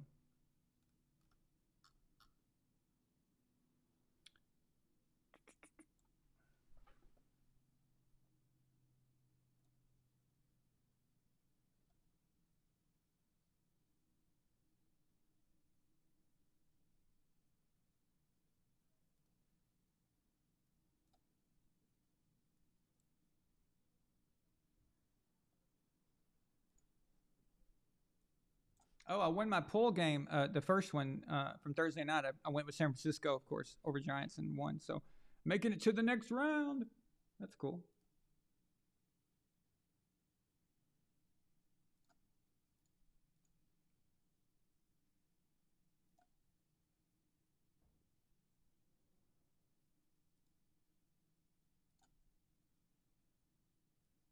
Okay. I just want to remind you guys, so we're doing the quarterback tournament again, but in order to enter, you must go to patreon.com/VonAllen and sign up there in order to get an entry. The first entry starts at $5. So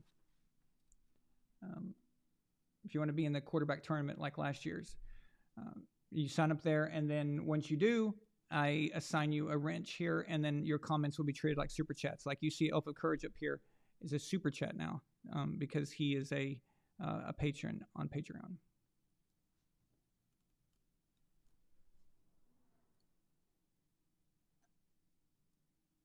Yes, and please like the stream if you can. Thank you.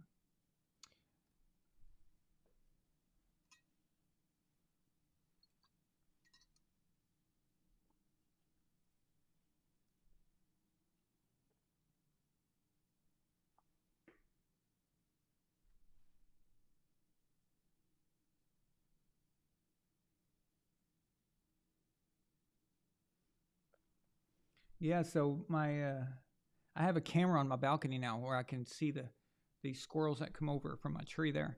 I give them walnuts, but the problem is that there's 3 squirrels, the same 3. I think they're brothers. I think they're all from the same nest because they're all very familiar. But so I named them Alvin, Theodore, and Simon. Naturally, okay, chipmunks, squirrels, whatever. But it's easy to remember their names. But they all have distinct characteristics. The main one, the one I named Alvin, is a complete asshole. He is the best to describe Alvin is if you were in prison, he's the guy with all the tattoos. Or if he was a UFC fighter, he's the guy with the cauliflower ear and all that, and looks like he's just like he trains by starting fights at trailer parks, you know, that kind of thing. So, you know, he's got like clips out of his ear from fighting, and he's got scars all over his body, and he's strong, and he's thicker than the other 2. And he's just a total asshole. And what he does is he bullies his brothers. And so they're fighting for walnuts, by the way, that they think that they have to fight over them. It's never ending, of course. But one time Simon was up there eating, and then Alvin pushed him and scared him off. So Simon went the other direction into my neighbor's balcony. The problem is that my cat, one of my cats, Amelia, my black cat, was over there sleeping, and Simon ran right into her. And she just immediately just took off after him, took a bite out of his ass, and it was no flesh or anything like that. It was just fur. It was just because I've seen Simon several times. There's nothing wrong with him at all. But she got and pulled his fur out. It's ridiculous. It's just a total ridiculous mess. But anyway, so I have this camera that I watch, and I keep an eye on them and see what's going on. So. That's what I look down sometimes. It's just a ridiculous situation.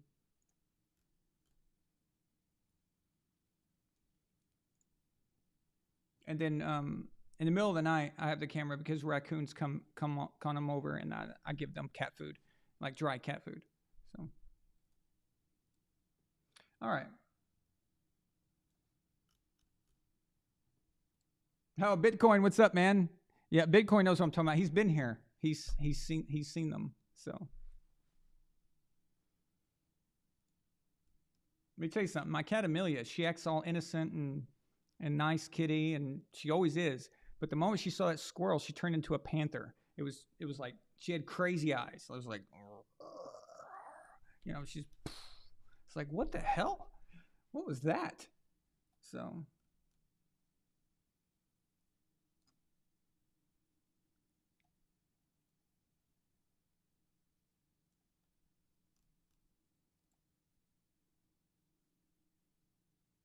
It's like all of a sudden, Amelia's like, I'm back in the jungle. I'm back in the forest. It's funny. So that's where I have another cat. You guys know Ramses. He's so big and strong that he could kill certain sized dogs, if his life was threatened. He's much too strong than a cat should be. It's weird. I don't know if he was taking Bulgarian steroids or something, but when he sees the squirrel, he rolls over on his back and exposes his stomach, which for a cat means, hey, it means contentment and playfulness. And so he tries to play with them. You would think that he would be the one that is viciously trying to attack them. But no, it's the little one. It's Amelia, the little girl that acts all innocent. And it's like that old saying goes, never judge a book by its cover. It's true. Especially if it's female, even in cats.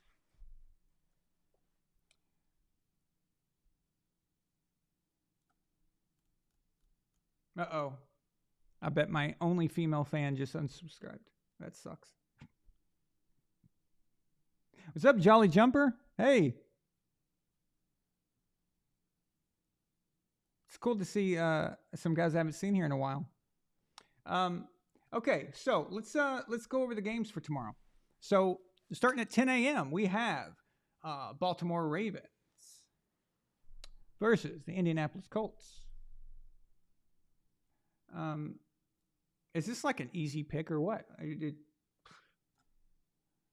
I'm going Indianapolis.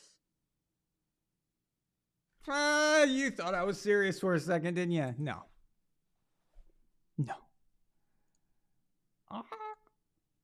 Speaking of those, I have those too.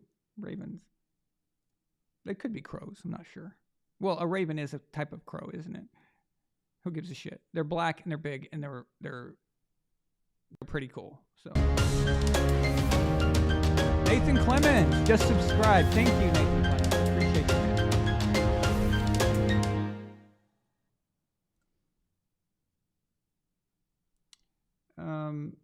So we got Baltimore versus Indianapolis. Baltimore is a 8-point favorite. Some have him at 7.5. But yeah, they're good. That's too easy. Miami at Denver.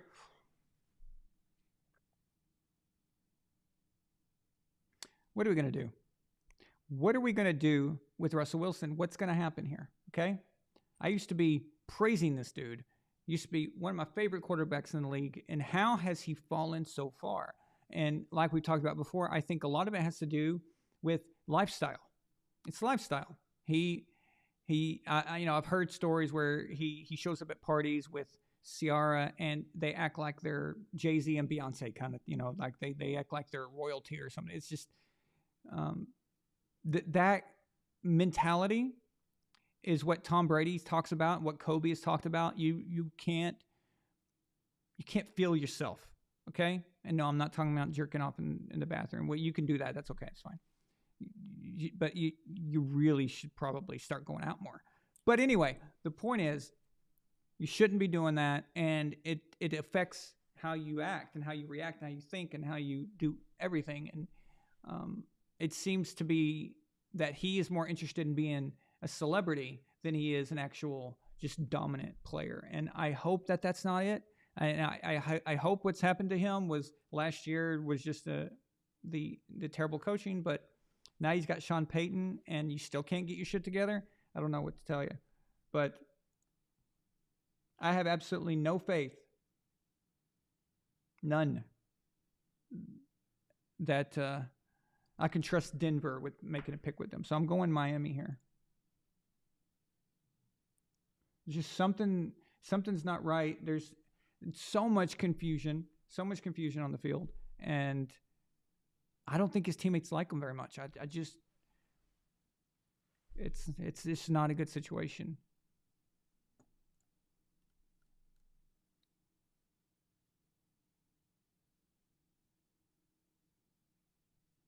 New England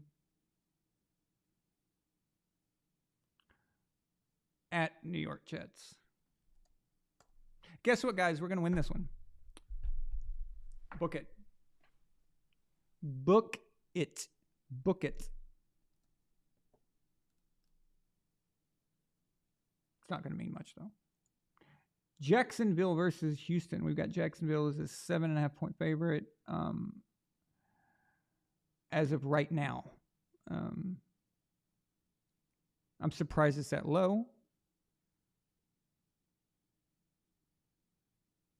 But apparently that's what the betting says. So that's what people think. But it doesn't matter. Jacksonville wins this straight up. Houston is absolute and complete and utter garbage.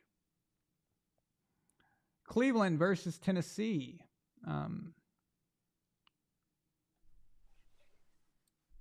This one isn't so clear cut for me, but I think the Titans are going to take that.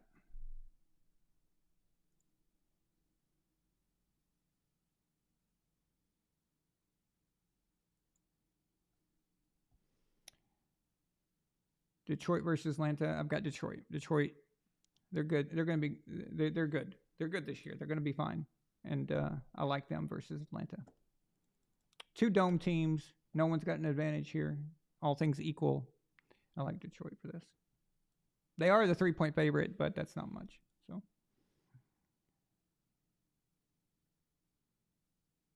Green Bay versus New Orleans.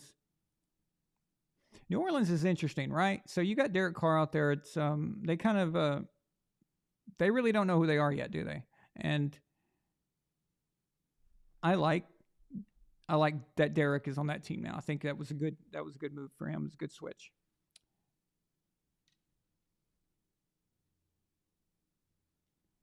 Dennis Allen as a coach, I'm not too confident in, but there's a reason Sean Payton stepped away. But Green Bay is the favorite here, 1-point favorite, but I actually think New Orleans is going to win this. So I'm going to go New Orleans, and they're going to win by field goal. Buffalo Bills at the Washington Eyes Wide Shut party attendees. That's too easy. I'm going Buffalo here. Not that I think it's just that Washington's garbage or anything. It's just Buffalo is still a good team. So Minnesota versus LA Chargers. This is the one I was asked about earlier. So you think these teams are tanking? I found that interesting that you mentioned that. So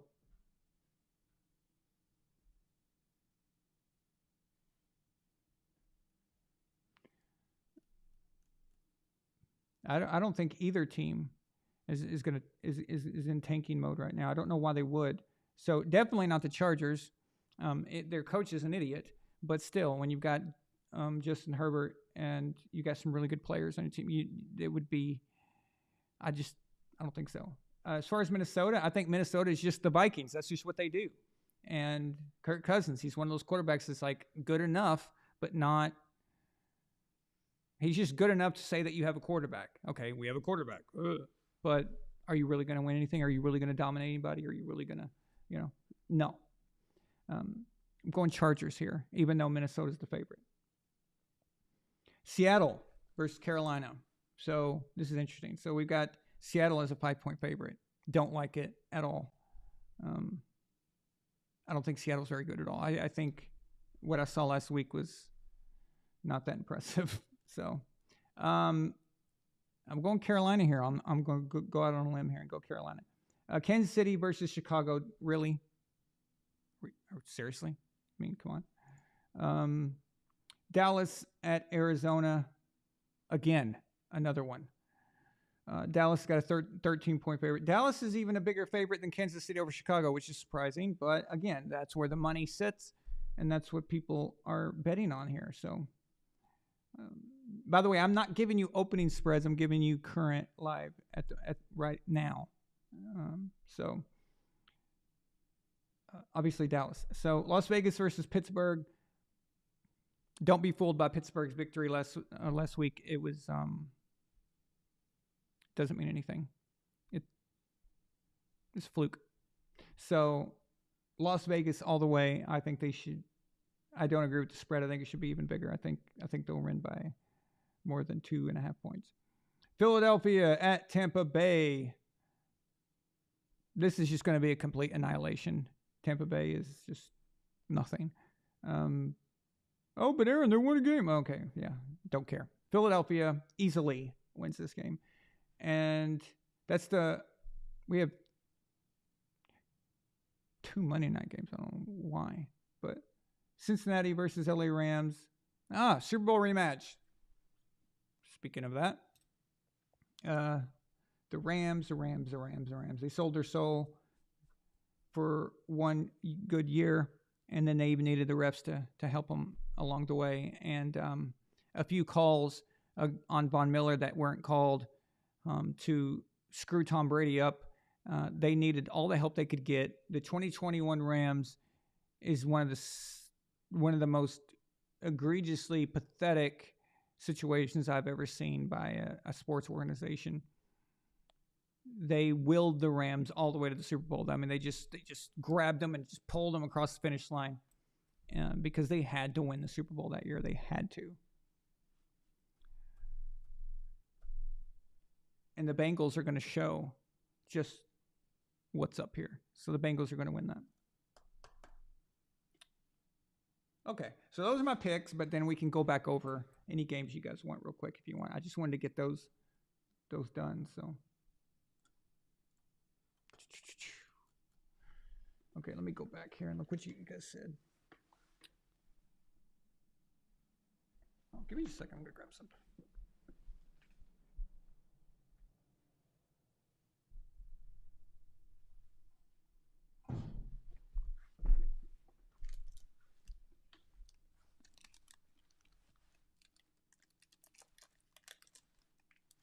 Sorry, I know this might be rude. I don't normally do stuff like this, but I'm getting a little lightheaded.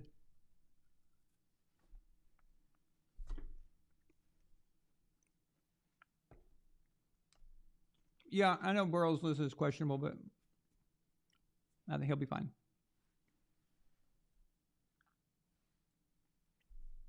There's no way he's not going to play on Monday Night Football, especially against the Rams.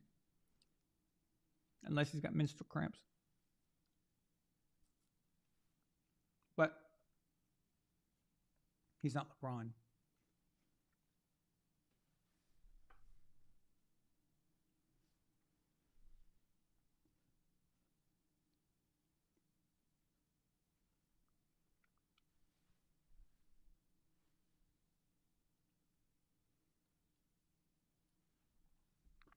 I'll put it this way. If Joe's not playing, then I'd probably go Rams, obviously. But we're just going to go with that I think he's going to play. Everything I've seen, or the reports I read on X, it looks like he's going to play.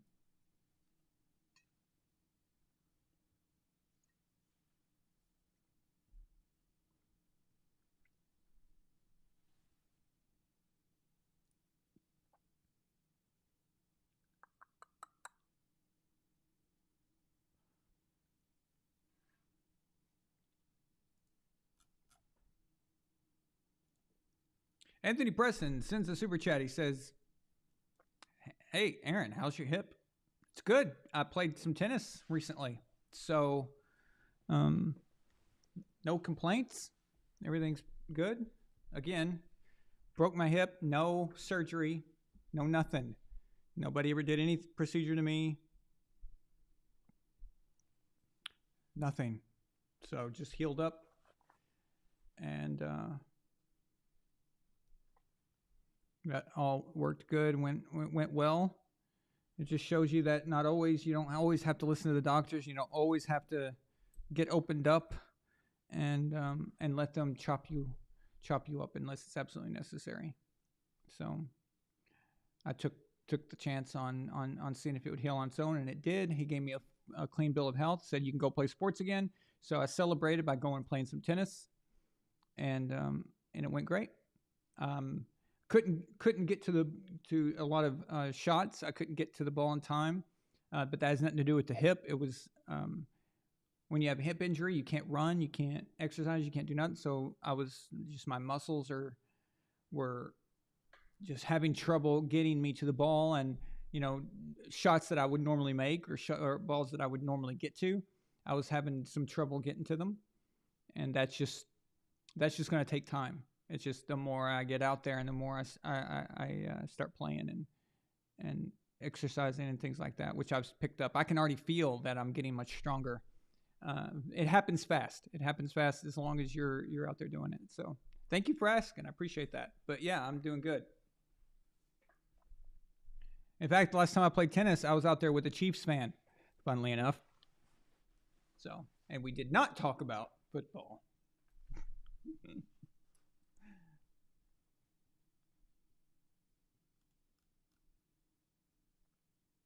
How do I, anti-base metal, welcome. What do I think how Bledsoe feels about only one Super Bowl? I think it bothers him. I think he feels like he should have been able to do more. He lost that Super Bowl in '96 against the Packers. And then the Super Bowl ring he did get was Tom playing. But I know it's not going to make Drew feel better, but in my eyes, I think that Drew earned that. Most backups, they don't contribute directly on, in game to the team's success. They do contribute though. The backups, you don't see their work week to week. You see their work in training camp and in practice and things like that. They're doing a lot. They're getting the defense ready and stuff. So they're not just some idiot sitting back. They're not vice president. They're actually doing something. They actually matter. But in Drew's case, he actually played. He finished off that AFC Championship game against the Steelers in Pittsburgh. So in my eyes, he earned it by doing that. So I think Drew can be proud of that ring, honestly. So, and not just that, Drew, just as far as a career, him and Parcells brought the Patriots out of the depths of hell, as far as how we see them and how their performance goes, and stuff like that. And I know Robert Kraft gets credit for buying the team and keeping it from moving to St. Louis, as he should get credit for that, absolutely. But the team still has to perform, and you have to make some noise in order to get some attention. And Parcells and Drew Bledsoe did that, and without them, I think the Patriots would have just continued to suck. And new logo, still same shitty Patriots, right? So Drew you could say his ring is not just a ring that he earned that year, but a ring that was a career thank you as a Patriot for what he had done. So Foxborough Stadium is the stadium he played in.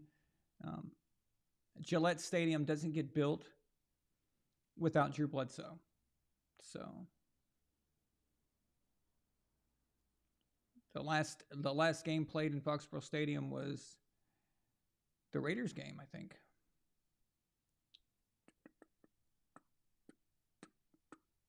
Yeah, it had to be the Raiders game. Yeah, it was the Raiders game because the AFC Championship game was in Pittsburgh, and Super Bowl, of course, wasn't there. So, and then the opening was the next year. So, yeah. None of that happens if Drew Bledsoe isn't the leader and the quarterback for all those years. So.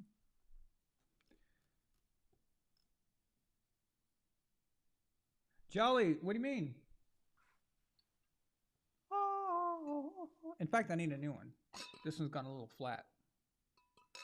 What do you guys think? If I get up and get a new one, you're not going to leave, are you? You don't fucking leave. You don't fucking leave. If you leave, I will fucking... No, okay.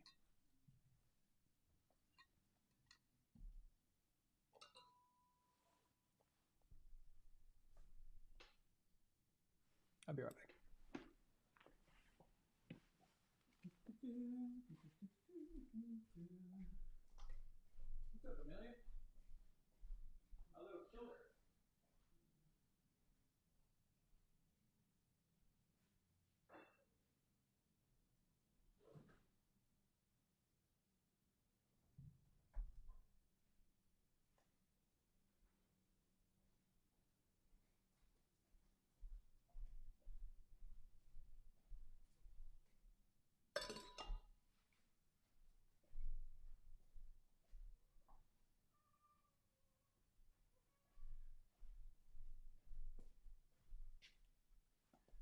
Look what I found. This is the little killer here. Oh, yeah. I bit that squirrel's ass. I bit his ass. Next time he comes over here, he's finished. Don't fall for it. She's acting all innocent, but she's not.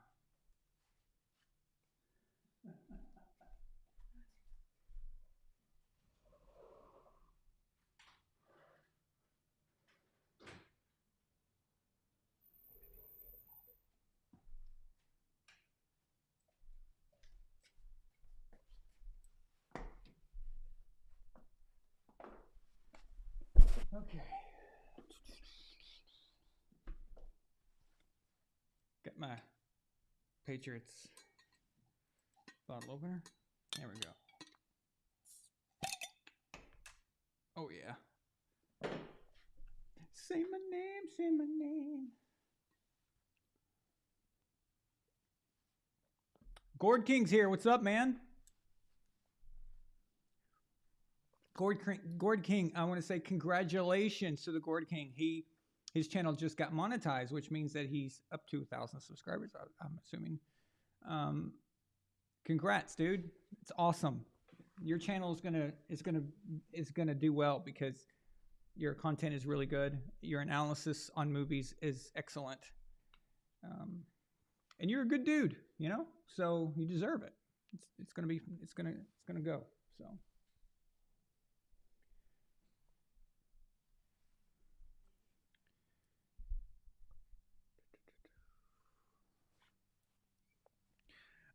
speaking of monetization, this is funny, guys. Check this out. So YouTube, I heard from YouTube on October 5th. Yeah, I think October 5th, they're going to look at my account and see, if I can be blessed with their wonderful bounty. Fuckers. No. So we're going to stick with Patreon. So Patreon is good. I'm not just going to get shut off all of a sudden for any little thing. And I worked so hard getting all those memberships here and converting people over to here. I had stopped my original Patreon to move it over here to YouTube. I did YouTube a favor by bringing all of my memberships over here, and then they fucked me. So it doesn't matter. It doesn't make a difference. So, I mean, if they remonetize it, I'll let people, I'll still do get advertising revenue and everything. But as far as the memberships go, I'm sticking with Patreon for that. So.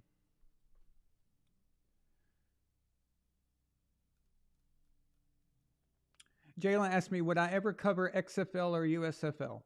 I don't know much about it, but I would look into it if I liked it, but I haven't seen any of it, so I can't give you an answer right now. But I'm willing to cover anything if it's something I care about or something I like, So, but it's got to be good. It's got to be worth watching.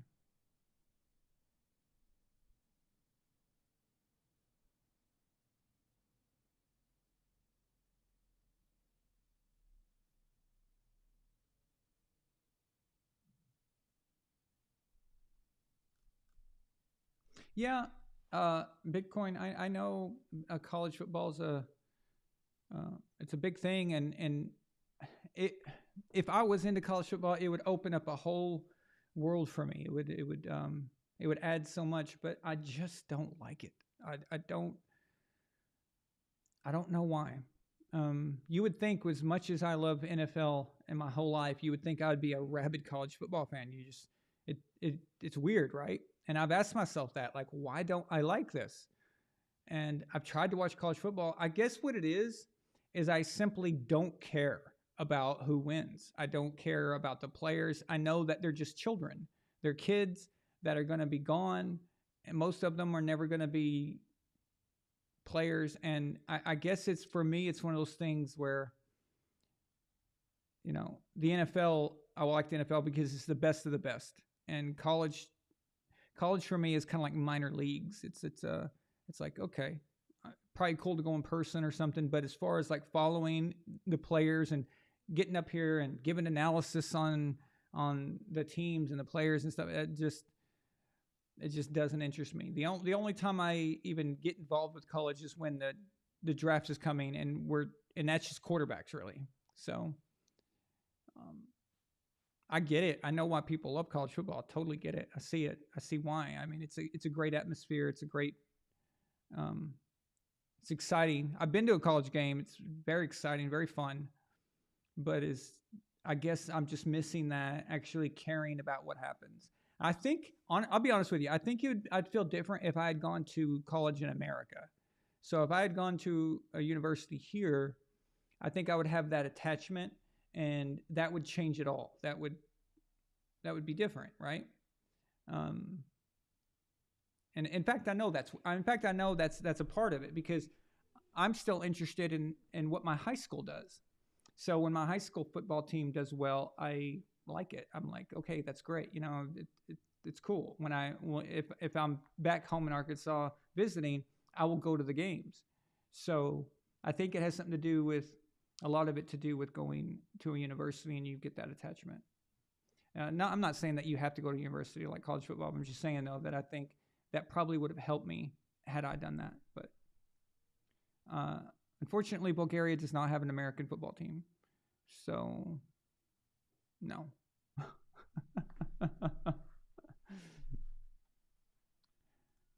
I do think college basketball is interesting during the tournament, during March Madness. So I've found myself watching that sometimes, but again, I don't care about the players. Don't know who they are. It doesn't make a difference. So I would never like do a show of analysis. But as far as turning it on, I tell you a sport that I do like, and I want to start watching more of. That was pointed out to me by Redcoat. You guys remember Redcoat, right? And because of the time difference, you're not going to see him on here much. But he introduced me to rugby, and it's actually a good game. It's really cool. So I think you guys would like it.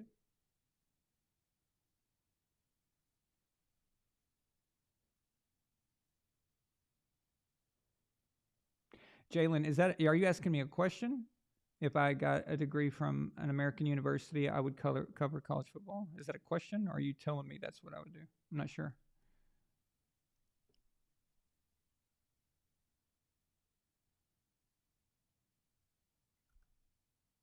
Oh, okay, you're asking me. No, what I'm saying is that had I gone to a university in America, I would have this pride in my alma mater, And while I was going there, I probably would have attended. I know I would have. I would have gone to the football games and all this stuff. So I think there would have been an attachment there. And I think my entire last 20 years of my life would be different in regards to towards college football. And I think that would have helped. I think that would have made the difference. So.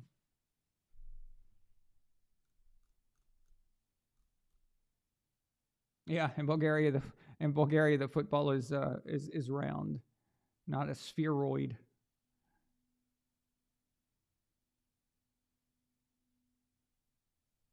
It's not echoing anymore, is it?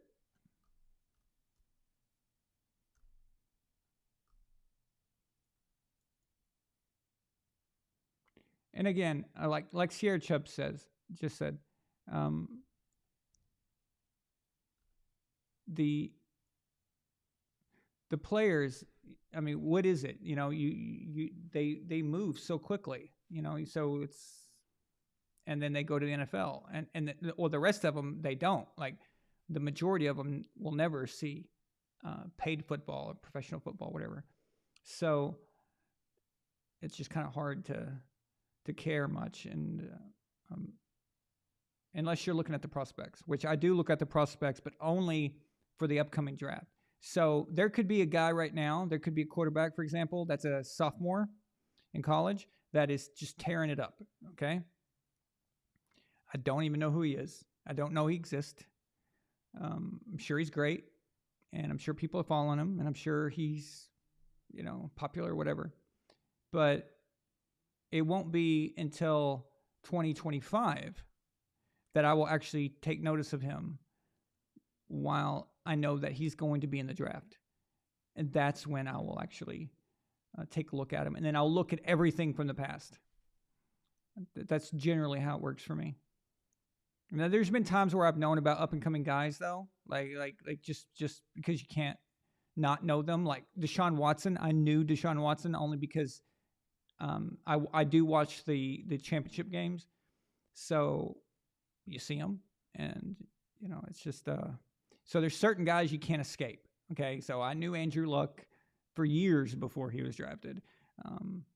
I remember in high school, everybody talking about Peyton Manning all the time. Peyton Manning was in the South. Let me tell you something. In the South, in Arkansas, where I grew up, Louisiana, Tennessee, Mississippi, Alabama, all those states, Peyton Manning was a Greek god, okay? He was practically worshipped, okay?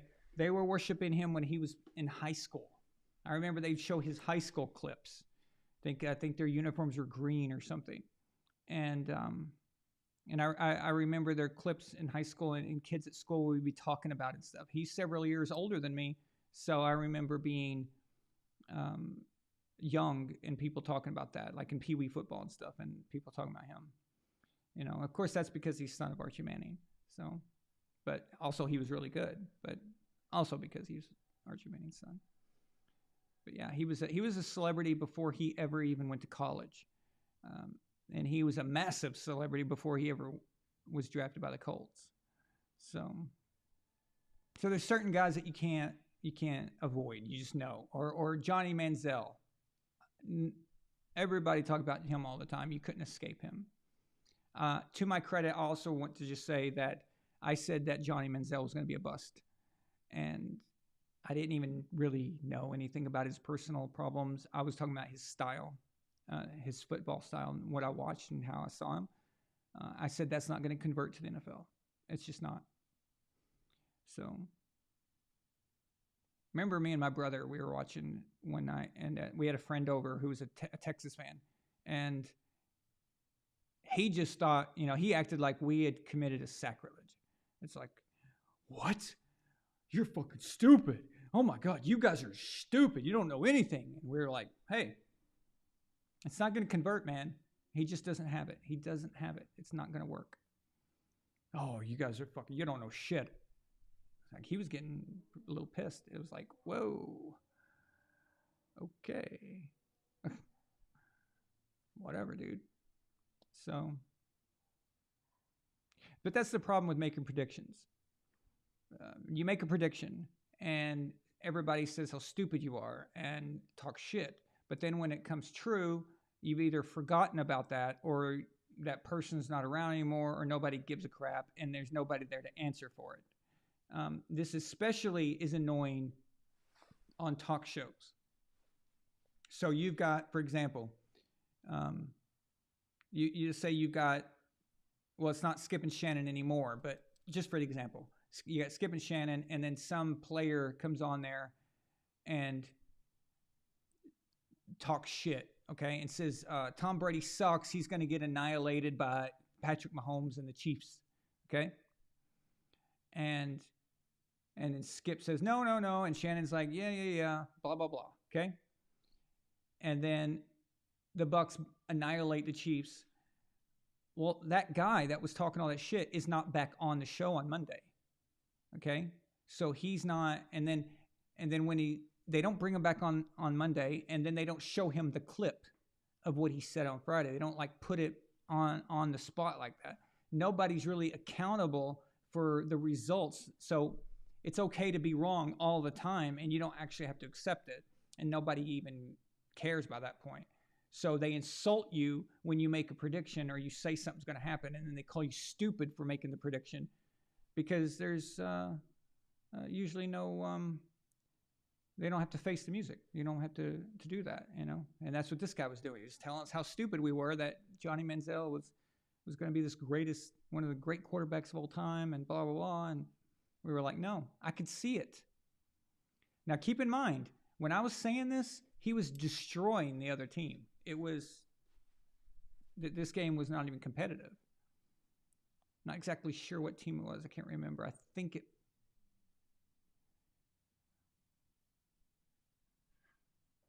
I don't know. I don't remember. But it was just something I saw. It wasn't there. You know when you see an NFL quarterback. Now, there are times where you can be deceived.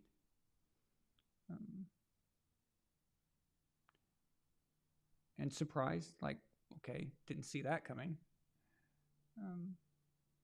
But for the most part, you can tell if a guy is got the NFL-ness in him, if there's something in him that's there.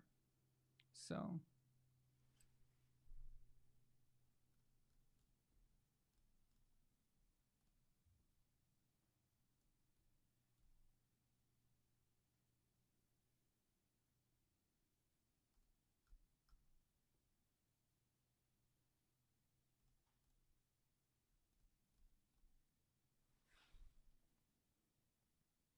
Oh, Gord King, we need to get together and do a show on your channel, because I want to talk about some movies that I like. I'd like to, because I know that you review movies and stuff. So I would love to talk movies with you. So let's get together and do that soon. So because that would be fun. I would love just chatting about movies for a few hours on a stream. That would be awesome. So,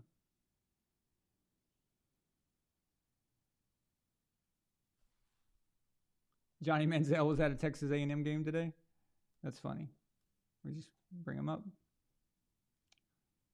Cam Newton, Minuteman. What about Cam Newton? Biacop says, "What quarterbacks have surprised me?" Good question. So, I would say the biggest surprise out of the most recent quarterbacks is Patrick Mahomes. I didn't grade him particularly well. I watched his stuff from college, and really what I saw was him probably going to a team like Chicago or something like that and being mediocre and just there was nothing really there. The good grades I gave him were in intelligence and like how he carried himself, how he seemed to understand things and stuff like that. And I thought he'd be a good leader, but because that's what you look for. He seemed to be comfortable in his own skin. He's talkative and way he answered questions and stuff when you watched his tapes. But on the field, I didn't see a lot that would work for a bad team.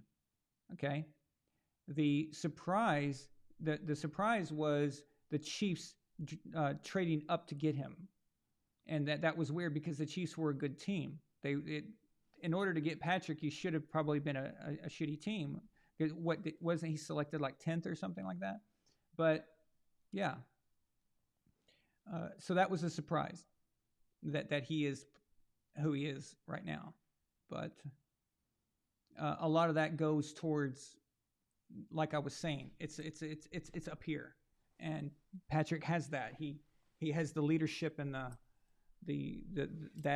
whole thing down. He's He's well grounded, and I think a lot of that has to do with his father, who probably put that in him, and that professionalism that you need, that especially to be a quarterback.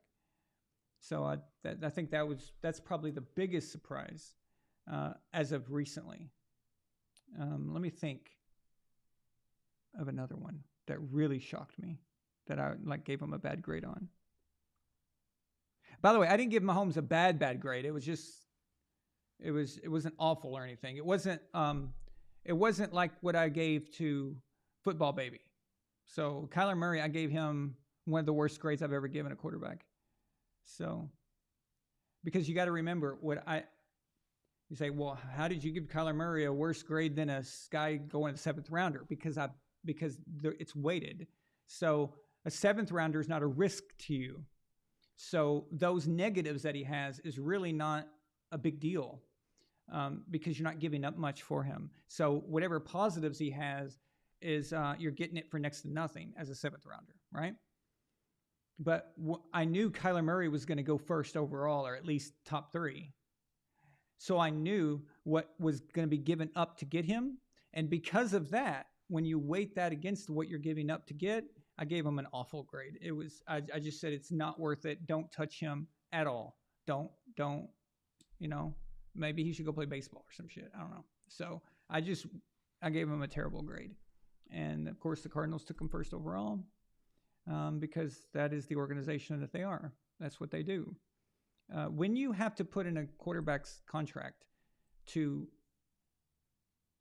play, to focus and to study, when you have to actually put that in their renewal contract, you should not be giving them a contract. So that's on them. Idiots.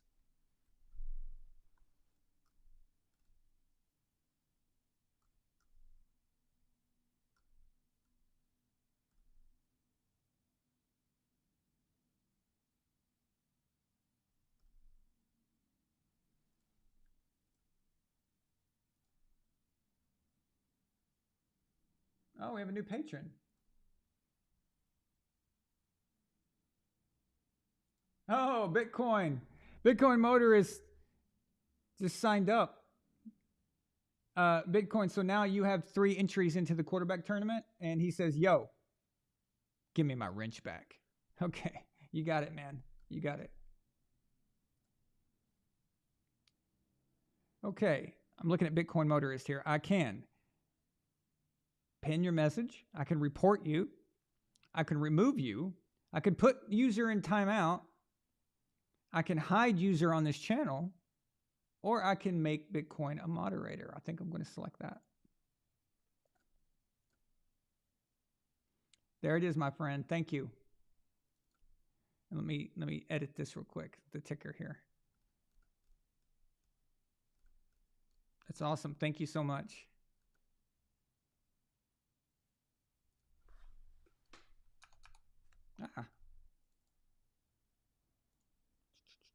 Okay.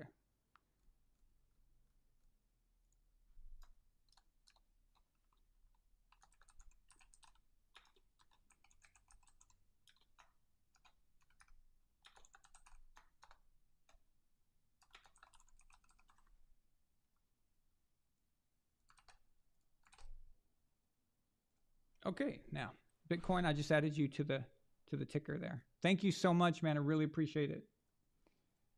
Alpha Courage sends a super chat on Patreon. Says, think the Pats can score a first half touchdown against the Jets? Yes.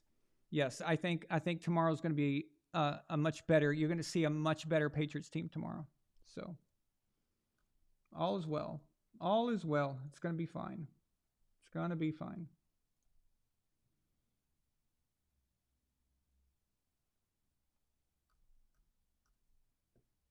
Yeah, so going back to the quarterback grades. Yeah, so Kyler Murray, I gave him the worst, with all things considered, I gave him the worst score I think I've ever given.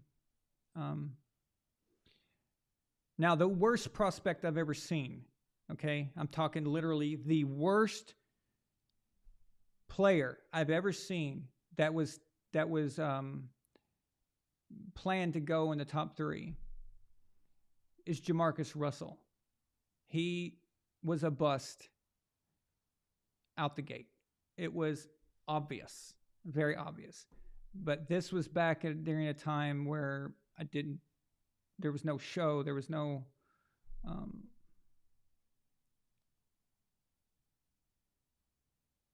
I don't even think Facebook was out yet, or YouTube when Jamarcus Russell was drafted. Or it could have been right at that time, but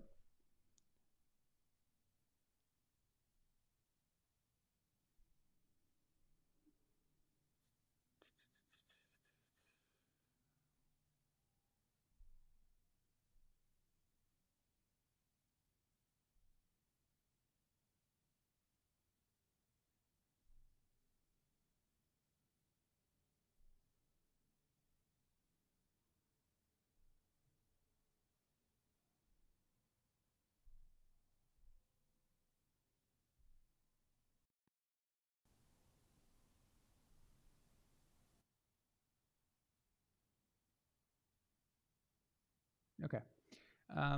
Yeah, so I said that he was going to be a bust, but there was no scoring. I hadn't come up with the scoring system that I have now or anything like that. But he is by far the worst prospect I'd ever seen for a high valued prospect. The worst, absolute worst. So leave it to the Raiders to take him first overall.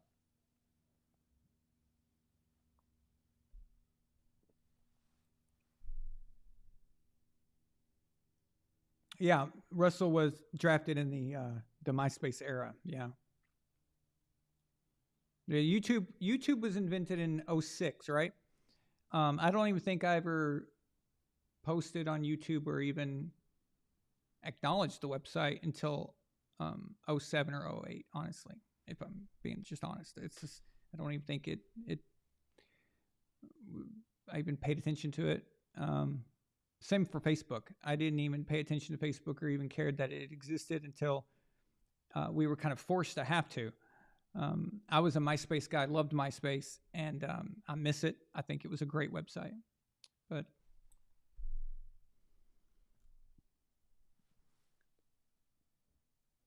yeah, he was drafted in 2005 because I remember him playing football.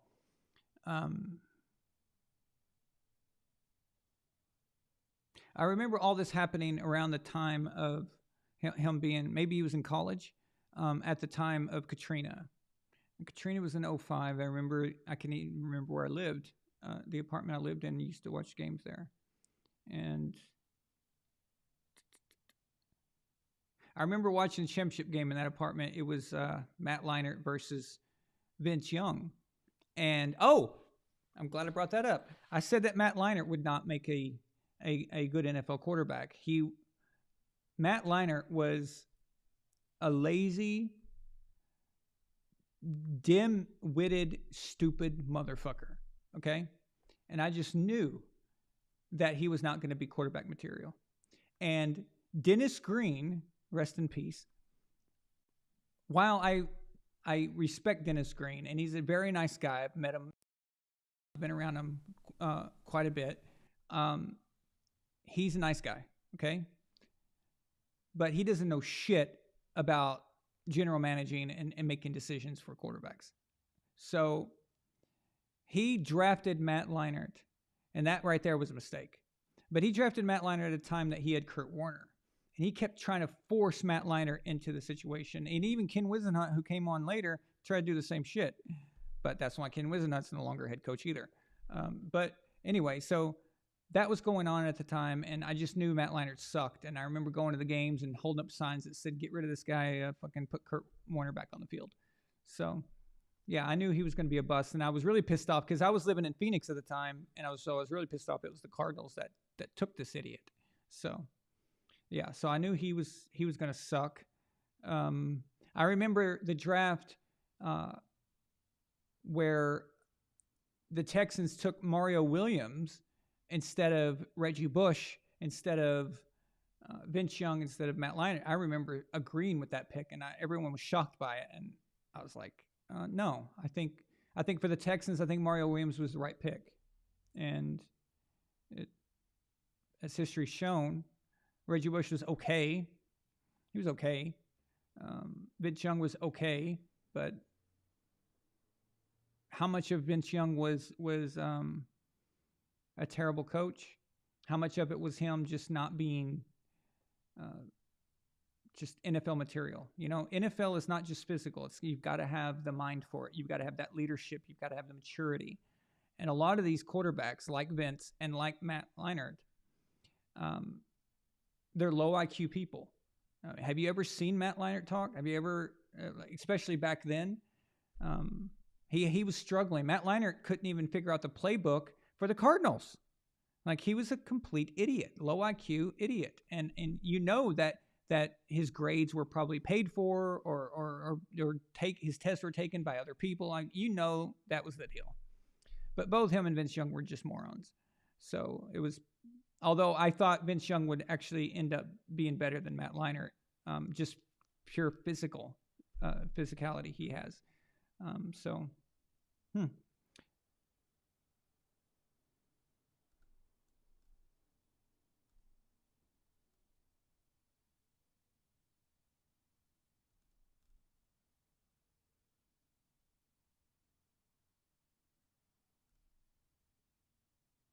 YouTube was 05? Wow. I thought it was 06. Man, time is just, it's hard to believe.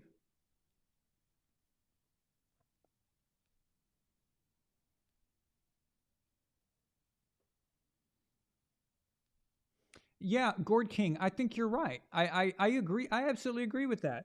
Yeah. So Gord King just said if Reggie Bush could have been a borderline or maybe even an actual Hall of Famer if his skills had been coupled with Tom Brady, he could have been James White times 5. So yeah. So let's say you draft, the Patriots get him somehow, which is impossible, but because he was picked second, wasn't he? So, yeah, he was picked second because Vince Young was third. But anyway, so we wouldn't have been able to get him. But had we ended up with him, I absolutely agree that he could have. It would have been completely different. But again, like I was saying, when you evaluate how an NFL draft pick is going to be, you have to weigh in the team he's going to or the possible teams he's going to. And that's why I missed on Patrick Mahomes. I missed on Patrick Mahomes because I thought he was going to go to a shitty team like the Bears. And look what happened with Mitch Trubisky, all right? Even though I didn't think much of Mitch either. So, but that's where I thought Patrick was going to go. So my grade affects that. That's how that works. And then Kansas City comes in and just swoops in and gets him while they have Alex Smith, and it didn't make any sense. So it was like, whoa, what's this? It was surprising. And that changes things. Had I known ahead of time, if Kansas City said, we're going to get Patrick Mahomes, whatever it takes, then my grade would be different. Oh, okay, well, he's going to go learn under Alex Smith, and he's going to be taught by the offensive genius that is Andy Reid. That changes things all of a sudden, right? So my grade for Reggie Bush, or my view of Reggie Bush, was like, okay, he's going to go to a shitty team. He's not one of those players that can do everything and make the difference. So it's just that's not the player he was. So.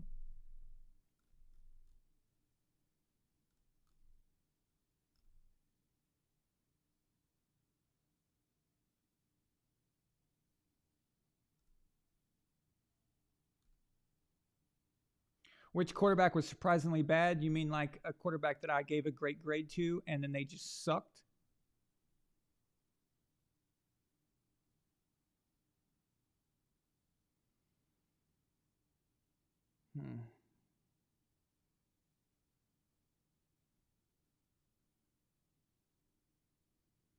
Sam Bradford.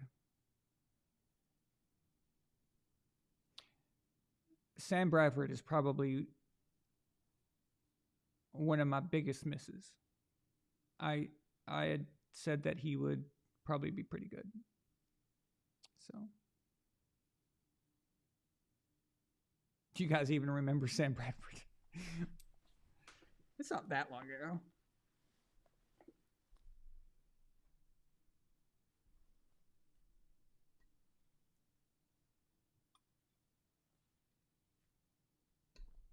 Yeah, I thought he could help St. Louis. I really did. I thought that he would be okay, and no. Now I didn't give him a off the charts grade or something. It wasn't like that. It was just I remember thinking. And I don't even think I had my grading scale back then. It's just really my viewpoint. I just remember thinking Sam Bradford's probably going to be a good player. So, and that obviously didn't work out. So, for whatever reasons, we can talk about that. But I thought he was a pretty solid pick. I gave Jared Goff. I did give Jared Goff a high grade. So I guess that's why I defend Jared a lot, because I know what he has and what he's capable of doing. And it bothered me to see how the Rams treat him. So is Matt Stafford a Hall of Famer? Absolutely not. But some idiots will put him in probably.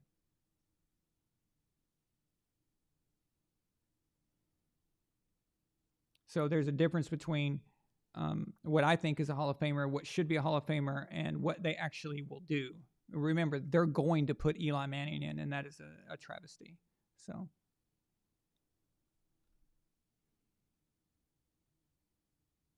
Israel P says, can we talk about how badly they effed up the Rams logo and the uniforms? They're disgusting. They are the worst.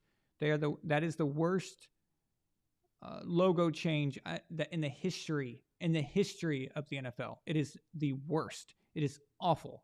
I cannot stress enough how badly it sucks. They had one of the best logos in the league. Those uniforms that they wore in the 2018 season, perfect. They should have kept that for the next 40 years. So what they did is their away uniforms looked like the old Rams uniforms, the yellow and the blue. It looked great, okay? But their home uniforms were the white and the white helmet. It was a white or it's a blue helmet with white ram horns, and that was fairly new. That was kind of they were bringing back like the 1960s Rams logo, but so they were different. They were opposites from each other, one home, one away, but they both looked fantastic, and they had it perfect. They had it so good, so right.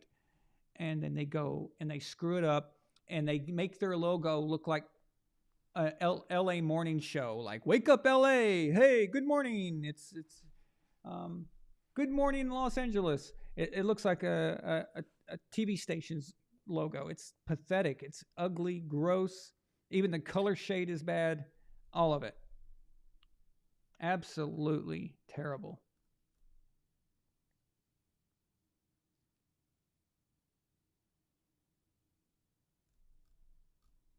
So, okay, again, when I'm talking about Hall of Fame, okay, you have to remember what you're doing when you put someone in the Hall of Fame. When you put a guy in a Hall of Fame, you are literally saying that this guy is like the others, okay? There's no distinction between one guy or the other as far as it being obviously pointed out. It's not like, oh, this guy is way better than this guy over here. You're in there. You're one of them, and that's it. And if you want to learn more about them, you have to look at their stats and stuff, and then you can decide. But there's no numerical system. There's no like, this is the upper echelon guys and these are the really good guys. You know, it doesn't work like that. So when you put, for example, a coach in the Hall of Fame, when you put Bill Cowher in there, which is a travesty, he's got a bust inside the Hall of Fame. You are saying he's with Vince Lombardi, and he is with Bill Walsh. He is with Joe Gibbs.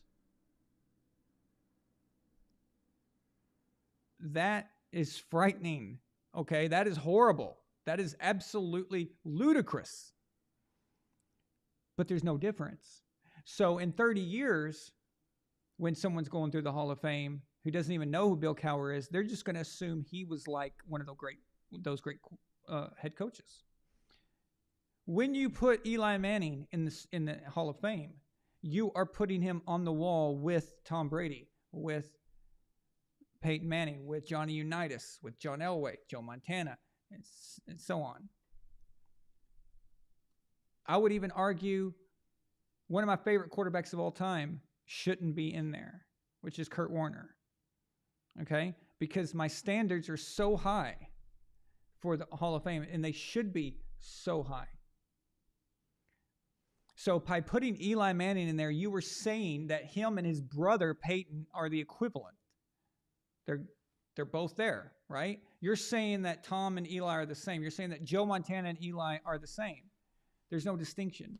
So getting in the Hall of Fame should be just crazy hard. It should be so difficult. Absolutely difficult. Just ridiculous.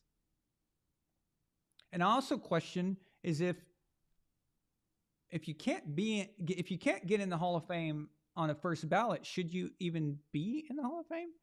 I mean, what is this second and third and fourth and fifth and sixth and seventh ballot? What is this? Oh, 30 years later, the guy's waited for 30 years, so let's go ahead and put him in there. What does that mean exactly? Because as time goes on, your legacy doesn't increase. It actually, if you couldn't get into the Hall of Fame 30 years ago against your peers, why all of a sudden should I be putting you in the Hall of Fame now? I don't understand that. What, did your stats just get better all of a sudden?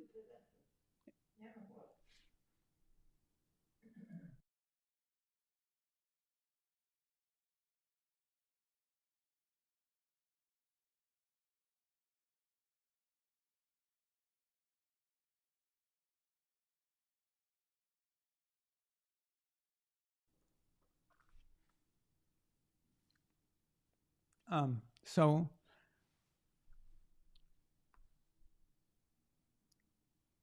it's just ridiculous. So now they're putting in guys. So they're putting guys in from 30 years ago. Even some guys are dead. Okay, and like their grandkids have to come and accept a fucking award. It's absurd. Really? Some random fucking dude from the 1960s that no one's ever heard of is getting in the Hall of Fame. He's getting a bust in the Hall of Fame next to all these other people, but yet he wasn't good enough to get in against his peers. He wasn't even considered good enough at his own time to be put in. And then as time gone on, we kept letting decades go, and he still wasn't put in. And now all of a sudden we just put him in. Why? Just because of this? And it's ludicrous. So Eli will get in, and it will be when, I don't know. Okay? But he'll get in. And then you've got the opposite happening, the other direction, that even more ludicrous in my opinion, is making Terrell Owens wait. So Terrell Owens is a first ballot Hall of Famer. There's no question. It's not even, this is a joke, right? And they made him wait 3 years. That discredited them. So I think that anything that they are is completely pointless. So we create the VonAllen Hall of Fame, and that's the one that matters, right? That's what we'll say. So there's too many people in the Hall of Fame. Right now, if you give me the Hall of Fame, if you gave me control, if Canton, Ohio called and said, hey, Æron, you are now the controller of the Hall of Fame, and you are allowed to do whatever you want. Immediately, in 24 hours, I could cut it by half. And no one would even care. No one would even know. It's not like it would be shocking. Okay? I could literally cut 50% out, and you guys wouldn't even give a fuck. You wouldn't notice. You'd be like, okay. because of all the technicalities, all the people who got in on stupid shit. You have to remember, a lot of this comes from the early days. A lot of it comes from the early days. Just everybody in, blah, blah, blah. Come on in, come on in. And then you've got all this, like I'm talking about, decades later. Okay? If you can't get in after 30 years, you're not fucking getting in. Okay? Sorry, but I'm not letting you in. And if it took you that long, all right, there's a problem here. So I just don't think it has much meaning anymore. They've ruined it. They've screwed it up. If they had standards, okay, then every year when we have the Hall of Fame inductees and they give the speeches and stuff, why don't you think just mathematically, just based off of reality, how the world works, don't you think that there would be years where there's only one person getting inducted? And then there will be some years where there's 5 or 6. Just that happens to have a great class of guys. But then there's some times where you're looking at this and going, there's only one guy up here that even deserves to be in. But yet they're putting 6, 7 dudes in there. And they just do it just to have an event every year. And so they just pick people, and they change their view and how they're going to vote and how they're going to do everything. They change it all the time, and it makes no damn sense. So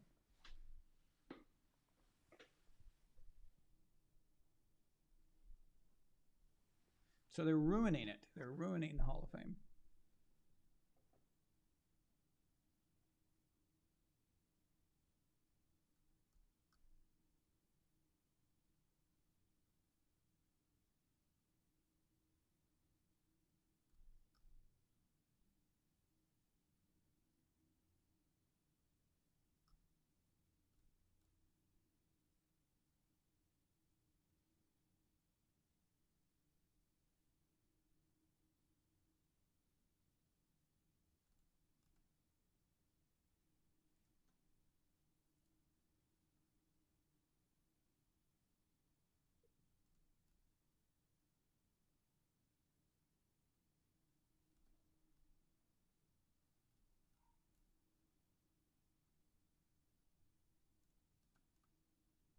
But again, Jalen, if they actually viewed the Hall of Fame the way I do, and what I'm talking about, Devin, there would be no need for a first ballot. Their second, third, whatever, they wouldn't need that.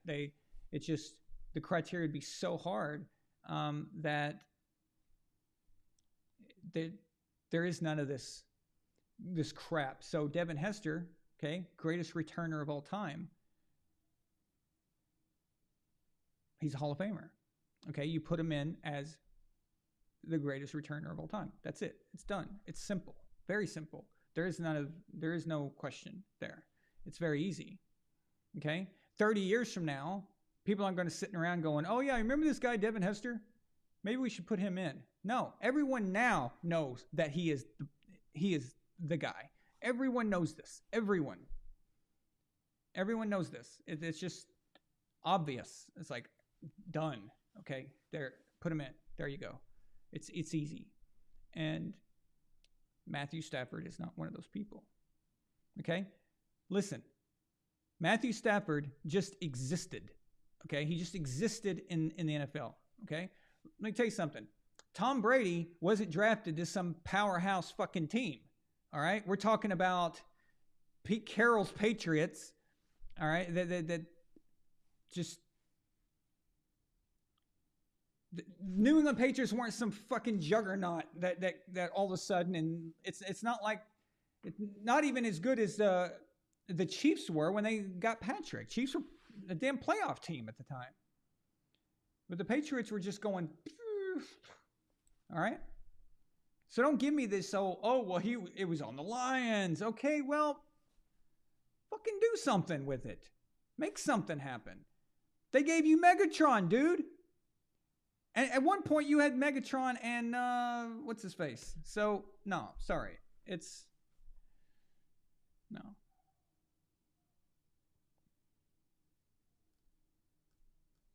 Tom Brady went to the Buccaneers, okay? Who sucked ass. they sucked. All right. He went there in 1 year, the first year, no training camp, no preseason. Okay. The media constantly hounding him about trying to just get practices together with his players, trying to learn the thing. He even gets in trouble for trying to meet with his offensive coordinator. Every little fucking thing that he did, all right, they tried to report on and get him in trouble during COVID. All of that, he comes in and wins a Super Bowl, goes through a fucking gauntlet of quarterbacks in the playoffs, absolutely eviscerates the Kansas City Chiefs. It's Super Bowl MVP. I can argue that he may have earned MVP that year.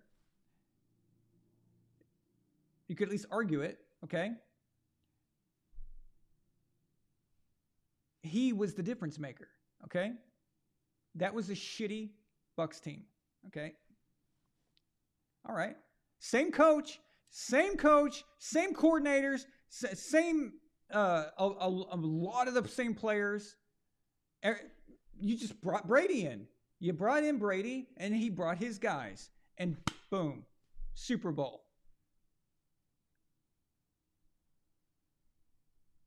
What is that exactly? What is that? You know? It means that you can take shitty circumstances and make them happen. Matthew Stafford is sent to Los Angeles, a team that was already in the Super Bowl before with Jared Goff. They were already in the Super Bowl, and they damn near won the damn thing. Okay? They came this close to winning. It wasn't like they were blown out. The Bucs hadn't been in the playoffs since, what was it, 15 years, something like that, something ridiculous. The Rams were already playoff. They were in the Super Bowl in 2018. Jared Goff could have won that Super Bowl in 2021. Okay, so they gave up all of this shit to get Matthew Stafford, and it, in my opinion, lateral move didn't make much of a difference. Jared was already on this trajectory. Jared was coming along, but it was their stupid ass head coach that was really screwing him up. Very unfair to not give Jared the room to grow and do what he wants to do. You get rid of him, you bring in Stafford, and then you let Stafford do what he... It's like, okay, so you're not treating him the same just because Matthew's been around the league longer. It's ridiculous. So I think Jared could have done the same thing. This wasn't some shitty team that Matthew was coming into. It's just not the same thing. And I'm sorry, but there's just way too much losing in Detroit for me to ever... Basically, you're just going to let him in for just being around. Okay, he's around. Well, great. You know, Jared Goff is going to have those fucking stats too, but at least he got his shitty team to a Super Bowl. You know, at least he did that. What did Matthew Stafford do for the Detroit Lions? What did he ever do for the Detroit Lions? You gave the guy Megatron. You're telling me you can't even get to like an NFC Championship game with that shit? Not once? Not once? Really? Come on. That's not Hall of Fame, dude. That's not a Hall of Famer. Sorry.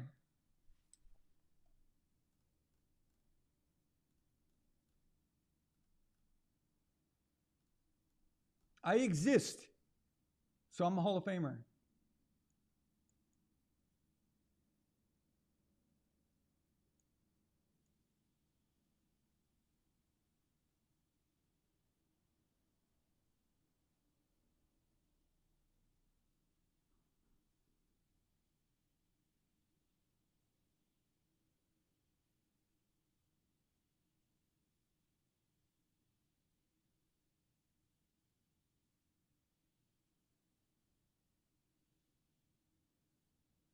Yeah, it was 18 years. I said 15, something like that. Yeah, 18 years. See, that's ridiculous. And statistically, they're the worst team in NFL history. Oh, no. They were the worst team, winning percentage-wise. They were the worst team in all 4 American major sports. So hockey, basketball, football, and baseball. They had the worst winning percentage. Tom shows up. Oh, Super Bowl.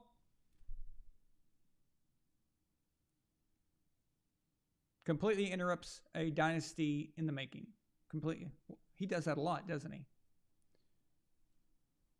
Stopped the Rams dynasty. Stopped the Seahawks dynasty. Took a lot of rings off people's fingers. And interrupted the Chiefs. Chiefs aren't dynasty either. And interrupted it. They would be if they had won that one, because now they'd have 3. So I'd say that they are the closest we have right now to something. So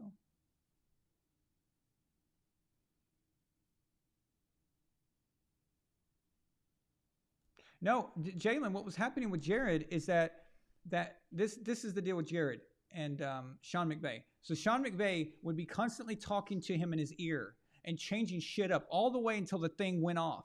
The thing clicks off at around 15 seconds.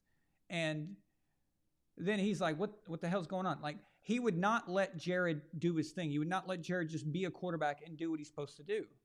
Sean was micromanaging everything, every little detail. You can't grow as a quarterback like that. You just can't. Then you see Jared go off to Detroit where they trust him and they're giving him, letting him just do what he does. And look, it's going well. It's gotten much better, right? So look at the garbage team that Jared was sent to. And it remains to be seen what happens this year. But the point is that Sean McVay played a big part in Jared Goff not coming along faster than he should have.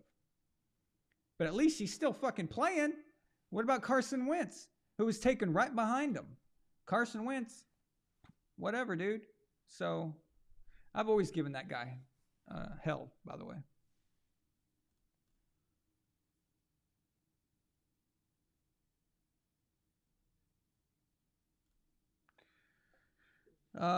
Which player who is already in the Hall of Fame pisses you off the most? God, there's so many. I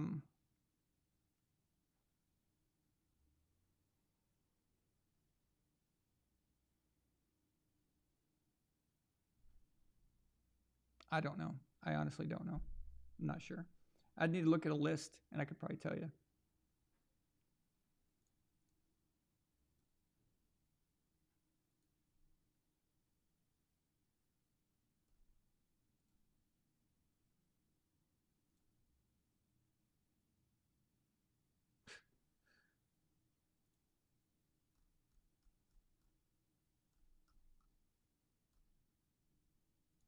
Elva Courage is super chat and says, I can't wait to see Josh Allen get in for being the Bills' all-time leading rusher.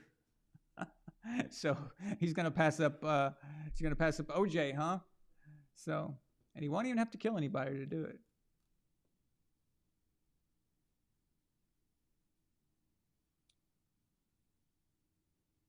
Well, Jalen, that's what I'm saying. Imagine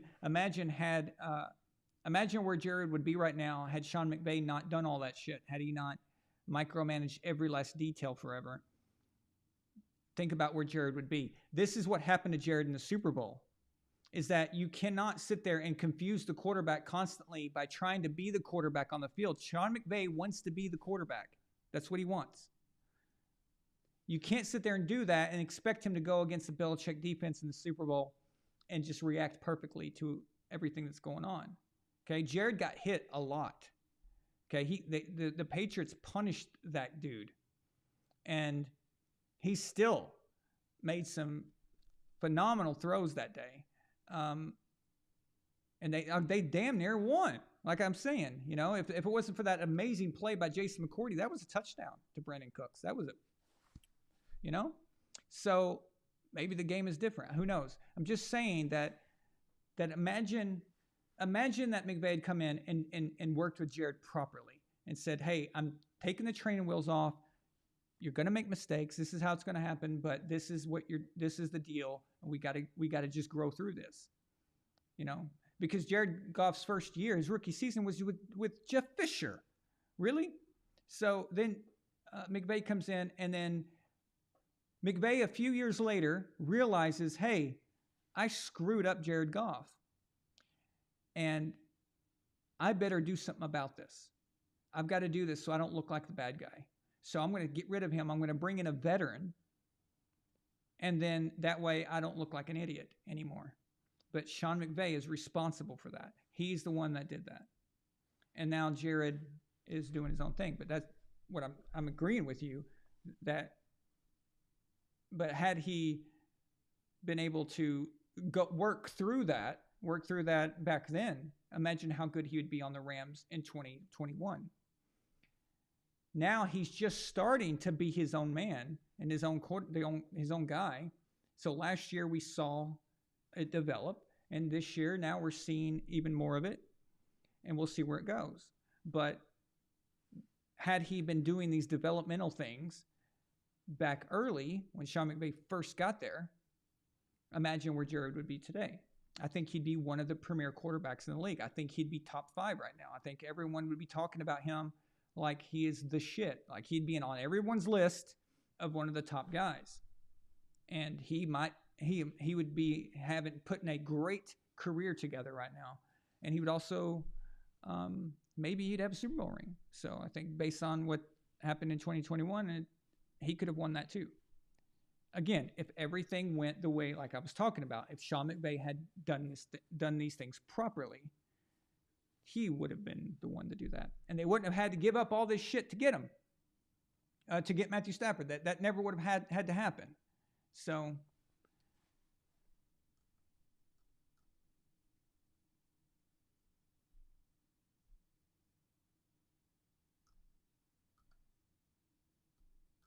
okay, let me go back here. Looks like a lot was said.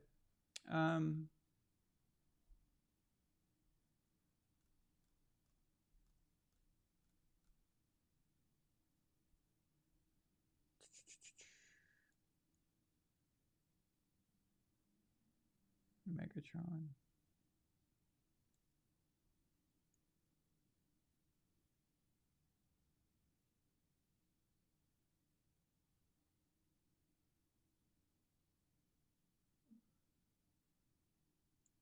Israel asked me, okay, Aaron, question, is there an official consensus on what a dynasty is? The pattern is that it's supposed to be 3 Super Bowls within a 5-year span. By that logic, could the Chiefs not be a dynasty? Okay, so, wait, you finished with, or would we give them some leeway if they got one more without the next few years? I feel like it'd be moving the goalpost, but I'd like to hear your opinion on this. Okay, so the dynasty thing, there is no real, there is no official thing, I don't think. Okay, now I've always heard, that it was 3 and 4 years, but the problem is that there's several dynasties in the past that didn't do that had 2 and then a space and then 2, So really the 3 and 4 years was the Cowboys and then the Patriots. So I never really thought that the year span was the important part. I think the important part is winning. I think 3 is the magic number. Okay, 3. You need 3 Super Bowls in a certain time frame. But as long as you're winning, as long as you're getting far, like even though the years that you don't win the Super Bowl, so the years in between, you're either playing in the Super Bowl or you're always in the championship game, blah, blah, blah. You're just always there. That's considered a dynastic period. But you cannot be called a dynasty until you've at least won a third one. 2, that's good, but it's not what we would consider a dynasty, I don't think. I think in the 70s with the Steelers, I think that's really that set the tone for what we consider a dynasty. So you've got the Steelers dynasty, the 4 Super Bowls, and you've got the 49ers dynasty, which some of them were spread far apart. Their first one was in the 81, and the 4th one for Joe was 89. So that's pretty big span there. But we still consider it the 49ers dynasty of the 1980s. So the Cowboys, of course, 3 and 4. But the Patriots, we consider the Patriots 20-year reign. So there was a 10-year gap where the Patriots didn't win a Super Bowl at all. So, but during that time, they were in 2 Super Bowls, and how many championship games were they in? Almost every single year. And so we just consider that 20-year span a 20-year reign. So with the Chiefs, they have not won a third. When they do, we'll be able to use all of that time and go back and say, hey, this counts. So, for example, if they win a Super Bowl this year, we would say, okay, the Chiefs dynasty started in 2019 with their first Super Bowl. So, and they were even in the AFC championship game before that. But they need that third one. So, because you got a 2019 Super Bowl, you've got a 2020 blowout in the Super Bowl, and then you've got where you lost to the Bengals, and then you won. But what if nothing happens this year, and nothing happens next year, and nothing happens next year, and so on, and then they suck for a while, and then like 5 years from now, they finally get back to the Super Bowl? I don't know if we can count that. So I think it's the consistency, but you need the 3. So, yeah, not 3 appearances, 3 wins. And then once you've got that third win, you can go back and count that period. You can count you just say this is a dynasty period. That's how I see it. I don't know if other people see it that way, but yeah. So, but not yet. No, they're not a dynasty, but they're close. They're right there, almost there.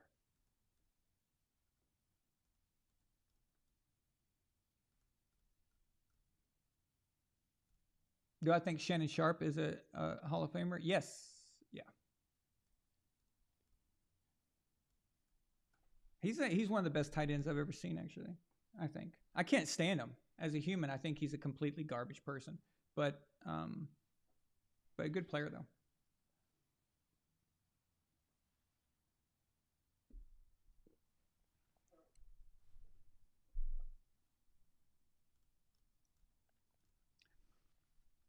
That's right. Thurman Thomas is their leading rusher. Good catch there.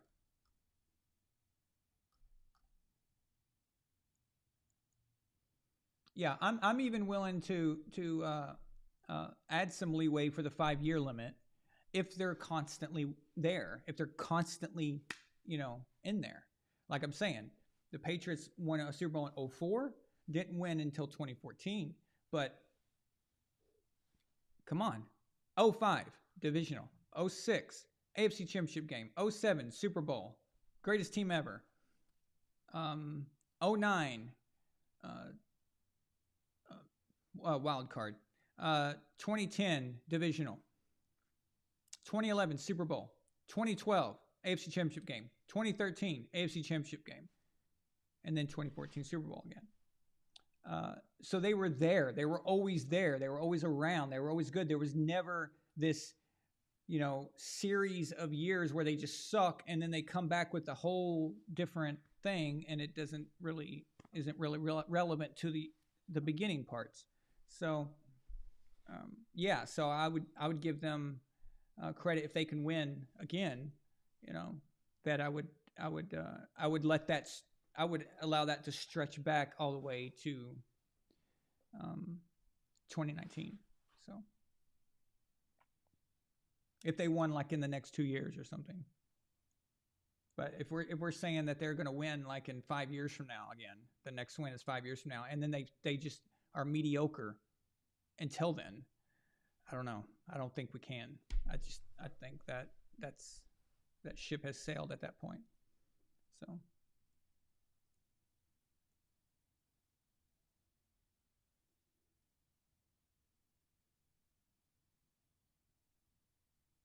But I think most people agree that when they say the Patriots dynasty, they think of a 20-year reign. They don't think of 2 little dynasties separate. We think of it as a whole continuous one because it was Bill and Tom, and that's what they did.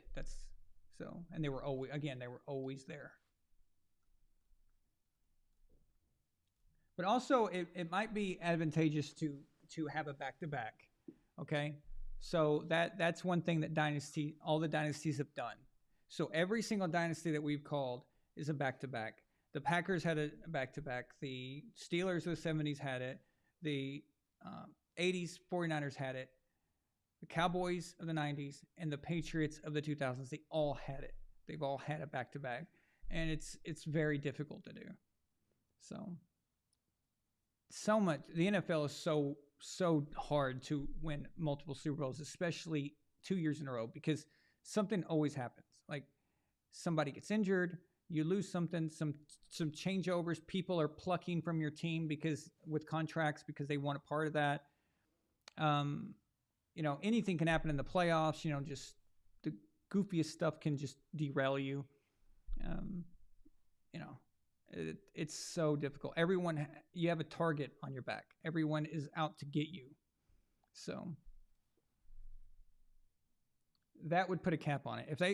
If they won this year, that's dynasty done easily.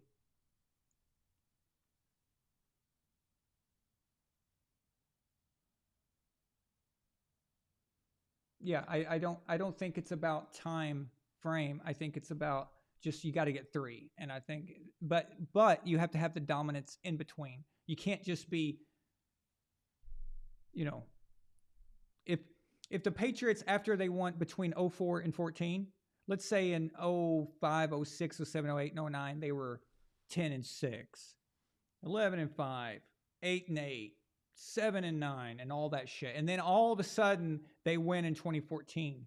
Those are separate eras. Those are they're too far apart. Okay, so we're gonna have to say separate. We're gonna have to count the 2014, 16, and 18 dynasty. Remember, even from the 2014, 2016, and 2018 dynasty, the 2015 blip, they were in the championship game. 2017, they were in the Super Bowl and just lost. So they were there every time. But had they had that huge gap, then they had nothing to do with each other. But they were constantly winning, constantly there, and there were always some players that were bleeding over to the next era there. So yeah, and so it's not about 3 and 5 or anything like that. Of 5, it's 3.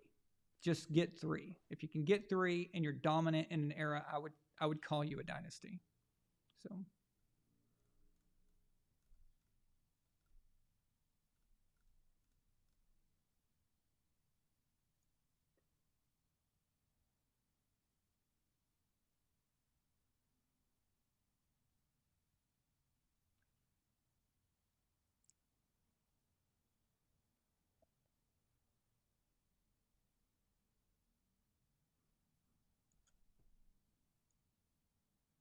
Yeah, Jalen, I like yeah. So 3 in a 10-year period, but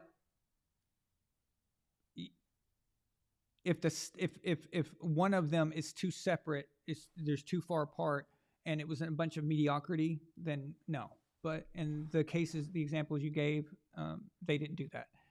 So.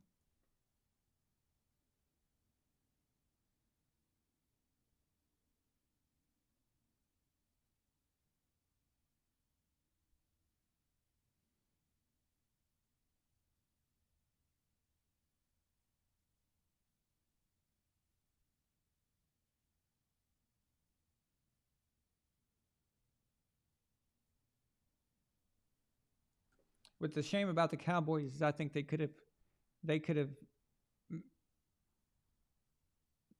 I think they could have got 5, actually. They were that good. They were that dominant.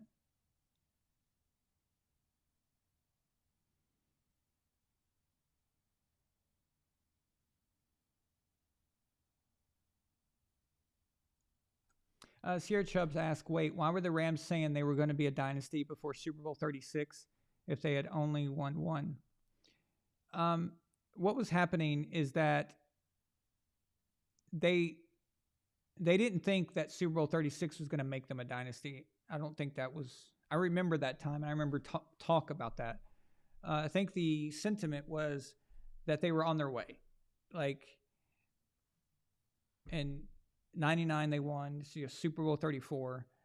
The only reason they didn't go to the Super Bowl back in Super Bowl 35 was some fluke things.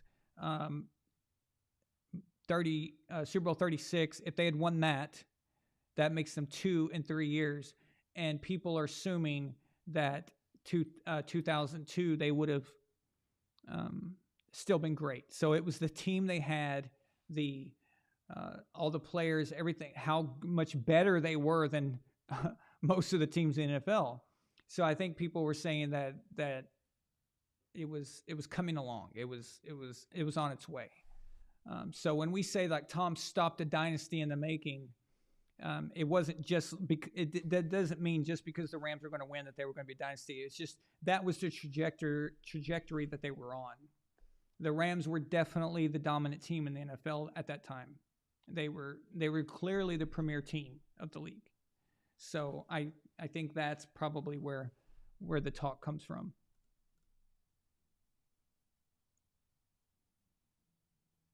Because see, that loss, when we say that stopped the Rams dynasty in the making, that loss really, it just destroyed them and it changed everything. And next thing you know, they're getting rid of Kurt Warner just a few years later. And had they won, everything is different. Look at the Seahawks. So the Seahawks could have been on their way to a dynasty. Let's say that they win. So they won Super Bowl 48. Let's say that they win Super Bowl 49. That's back to back.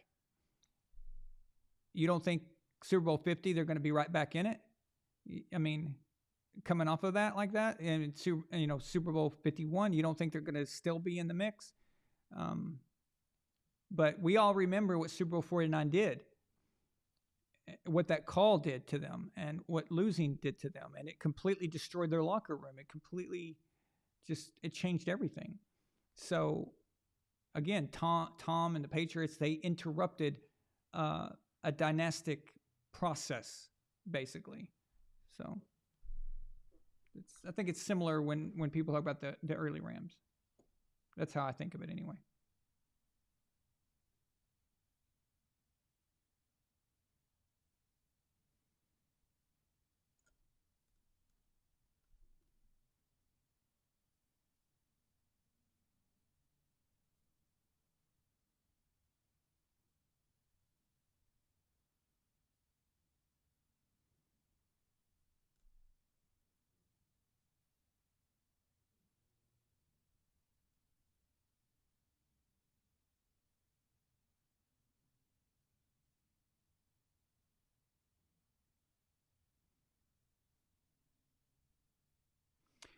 I don't think I'd count Washington's 82-91. I don't think I'd count that. There is it's too erratic and all over the place, and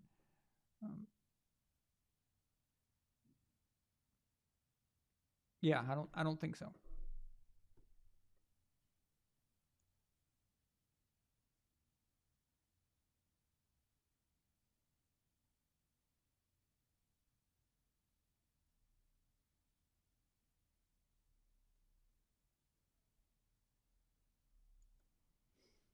Okay, guys, I'm getting wore out here. I've been on for 3.5 hours.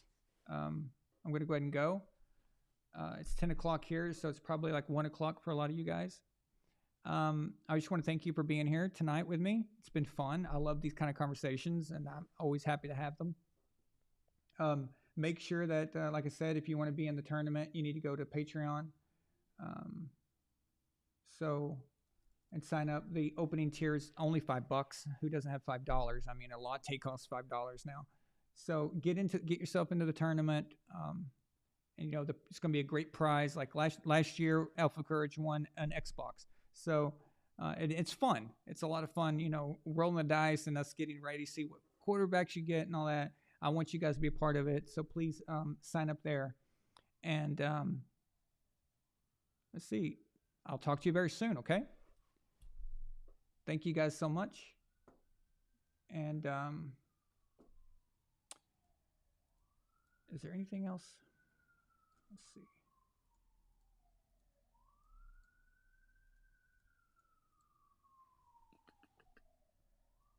Sorry, just making sure here. Okay, yeah, I think it's all right. Good night, guys.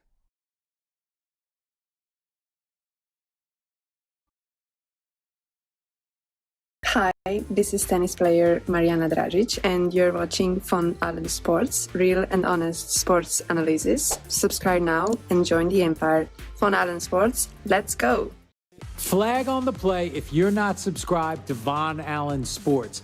But once you are, we'll make it up to your team in the fourth quarter. You're watching VonAllen Sports, real and honest NFL analysis. Subscribe now and join the empire. VonAllen Sports, let's go.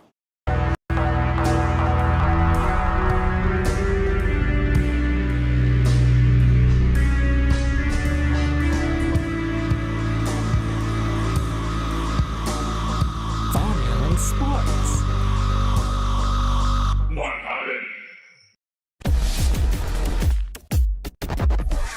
VonAllen Sports.